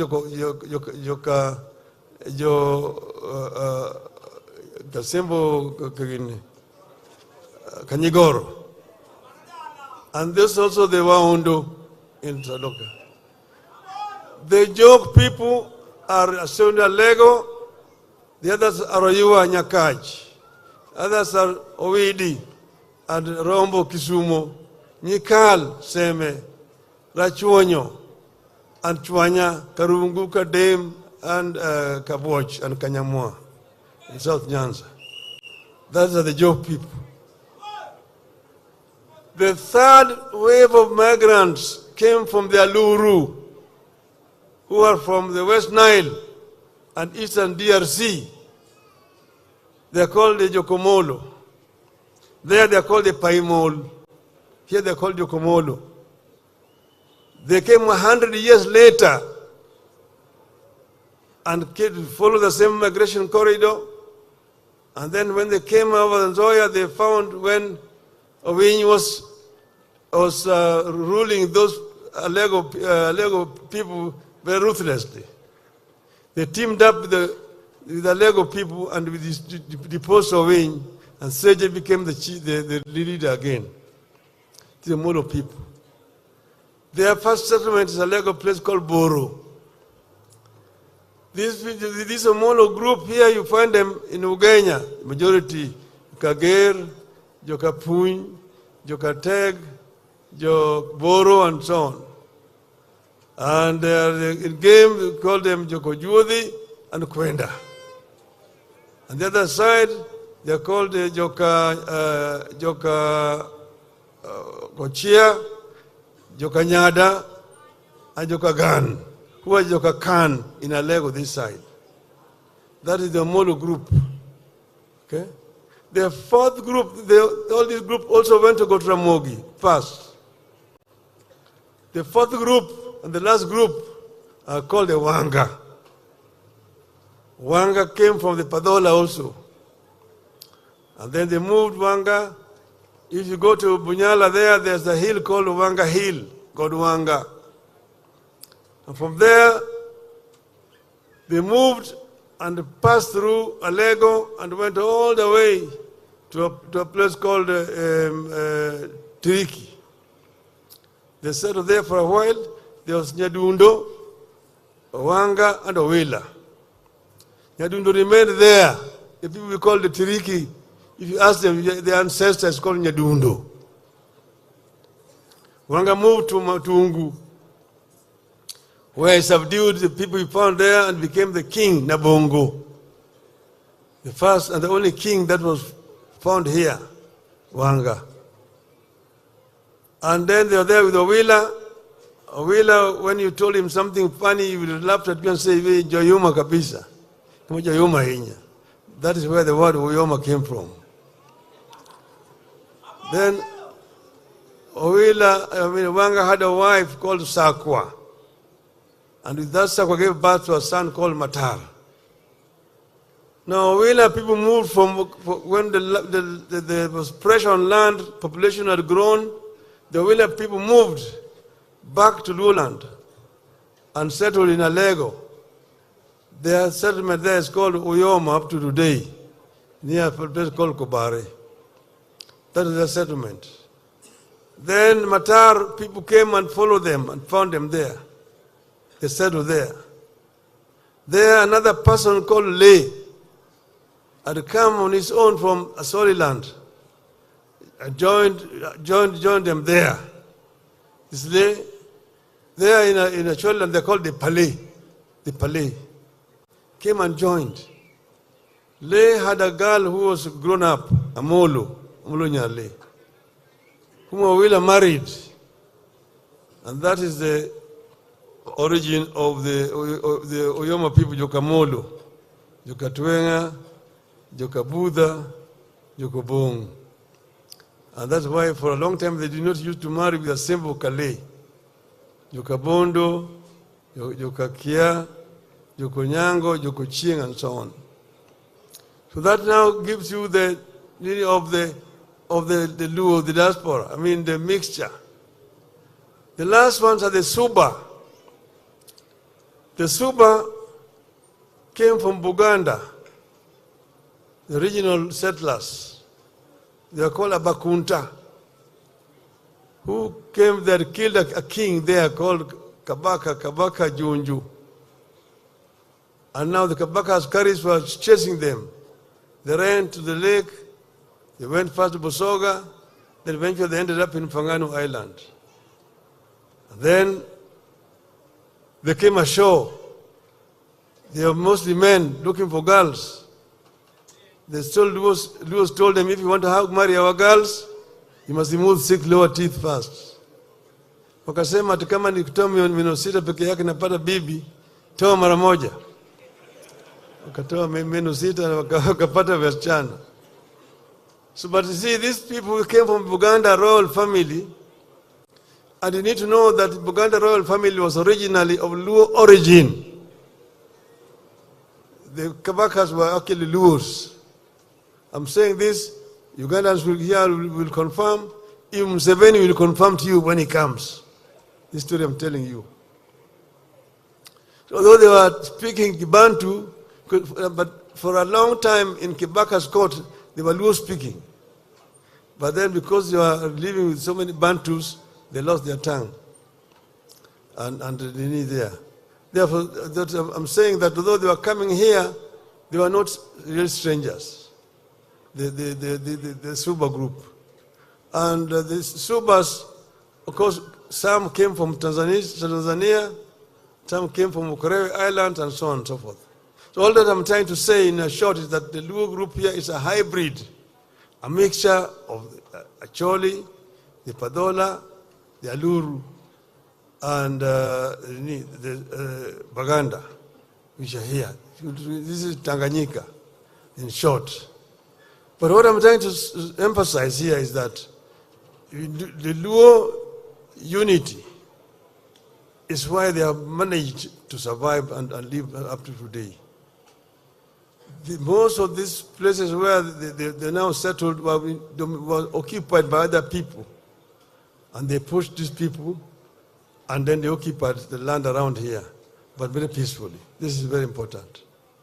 Now there are cultures of our people which are important for children to know and understand. This is what creates a nation.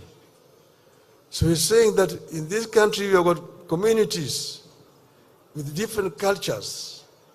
We say that diversity is our richness. Unity in diversity. So in celebrating this thing here, does not mean that we now want to discriminate against the Luhias. We have lived with the Luhias for a long time peacefully. They have, for example, the Maragoli cultural festival every year, which is fine.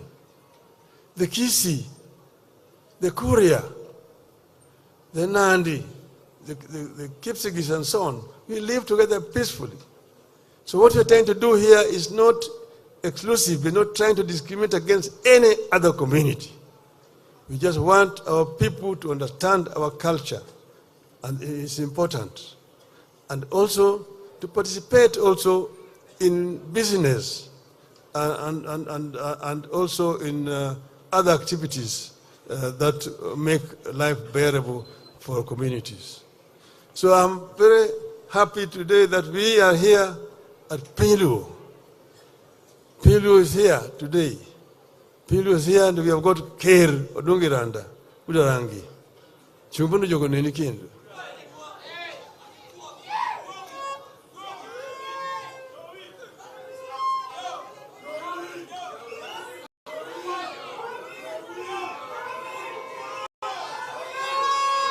Joey! Joey! Joey! Joey! Joey! Africa consists of communities with diverse backgrounds. You have a movement in Africa for generations. They are here called the group that are called the Negroid race. You have the Bantus, you have the Nilotes, you have the Kushites, you have the Hamites, you have the Hottentots, and the Pygmies. But they've migrated and integrated. And here, they're blended. The original Luos who came were tall black people. If you look colonial literature, the Nilotics, tall, pitch black, slender. Bantu, short, stout, brown, and thick lips and round noses. Now, you can see the intermarriage has brought the Luos a little bit down and brought the Luhias, for example, slightly higher up.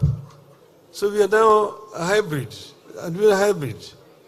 And this is the richness of our culture and our people.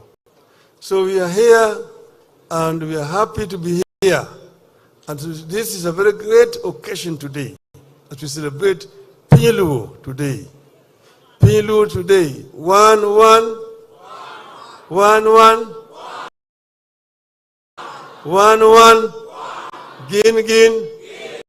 Gin. Tuan kanye. Galamuru. One kanye. You throw more. You throw will. Ero kamano koro wachunuka. King jiditi ma amend. King team red donam.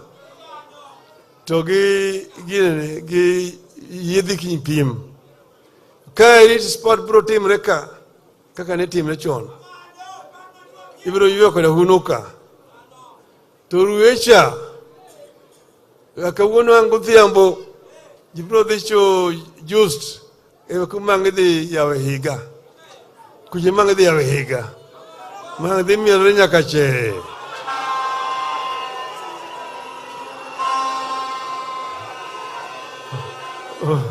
Umorgo. Ito tieng tarikario. Tuwa Ramogi kaito Siaya kababa. Mtie stadium maduong ma Siaya. Ma governor Karasanga no chako gero to rengu tieko. Moloso maber kabisa. Ko stadium no idhi yao. Idhi chako ni Jaramogi stadium. Kanyo team ma Uganda ma champion ma Uganda. Digo chogi gorko galo. To motelo. To wajumbe wagi. Digo mpira gi Piny Luo combine. Katen resa. Kose logi. Tae koreka.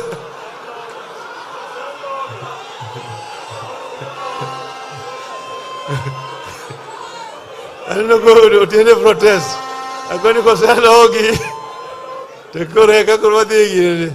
Ika kurwadi fira manlich gorma here. Gorko galo. Team moloyo. Team yo kikombe lungo ni Jaramogi Odinga Cup. Oye ko yuthurwa. Yuthuro more. Kuro mi wacho ni Piny Luo Festival 2024 in Siaya is officially launched.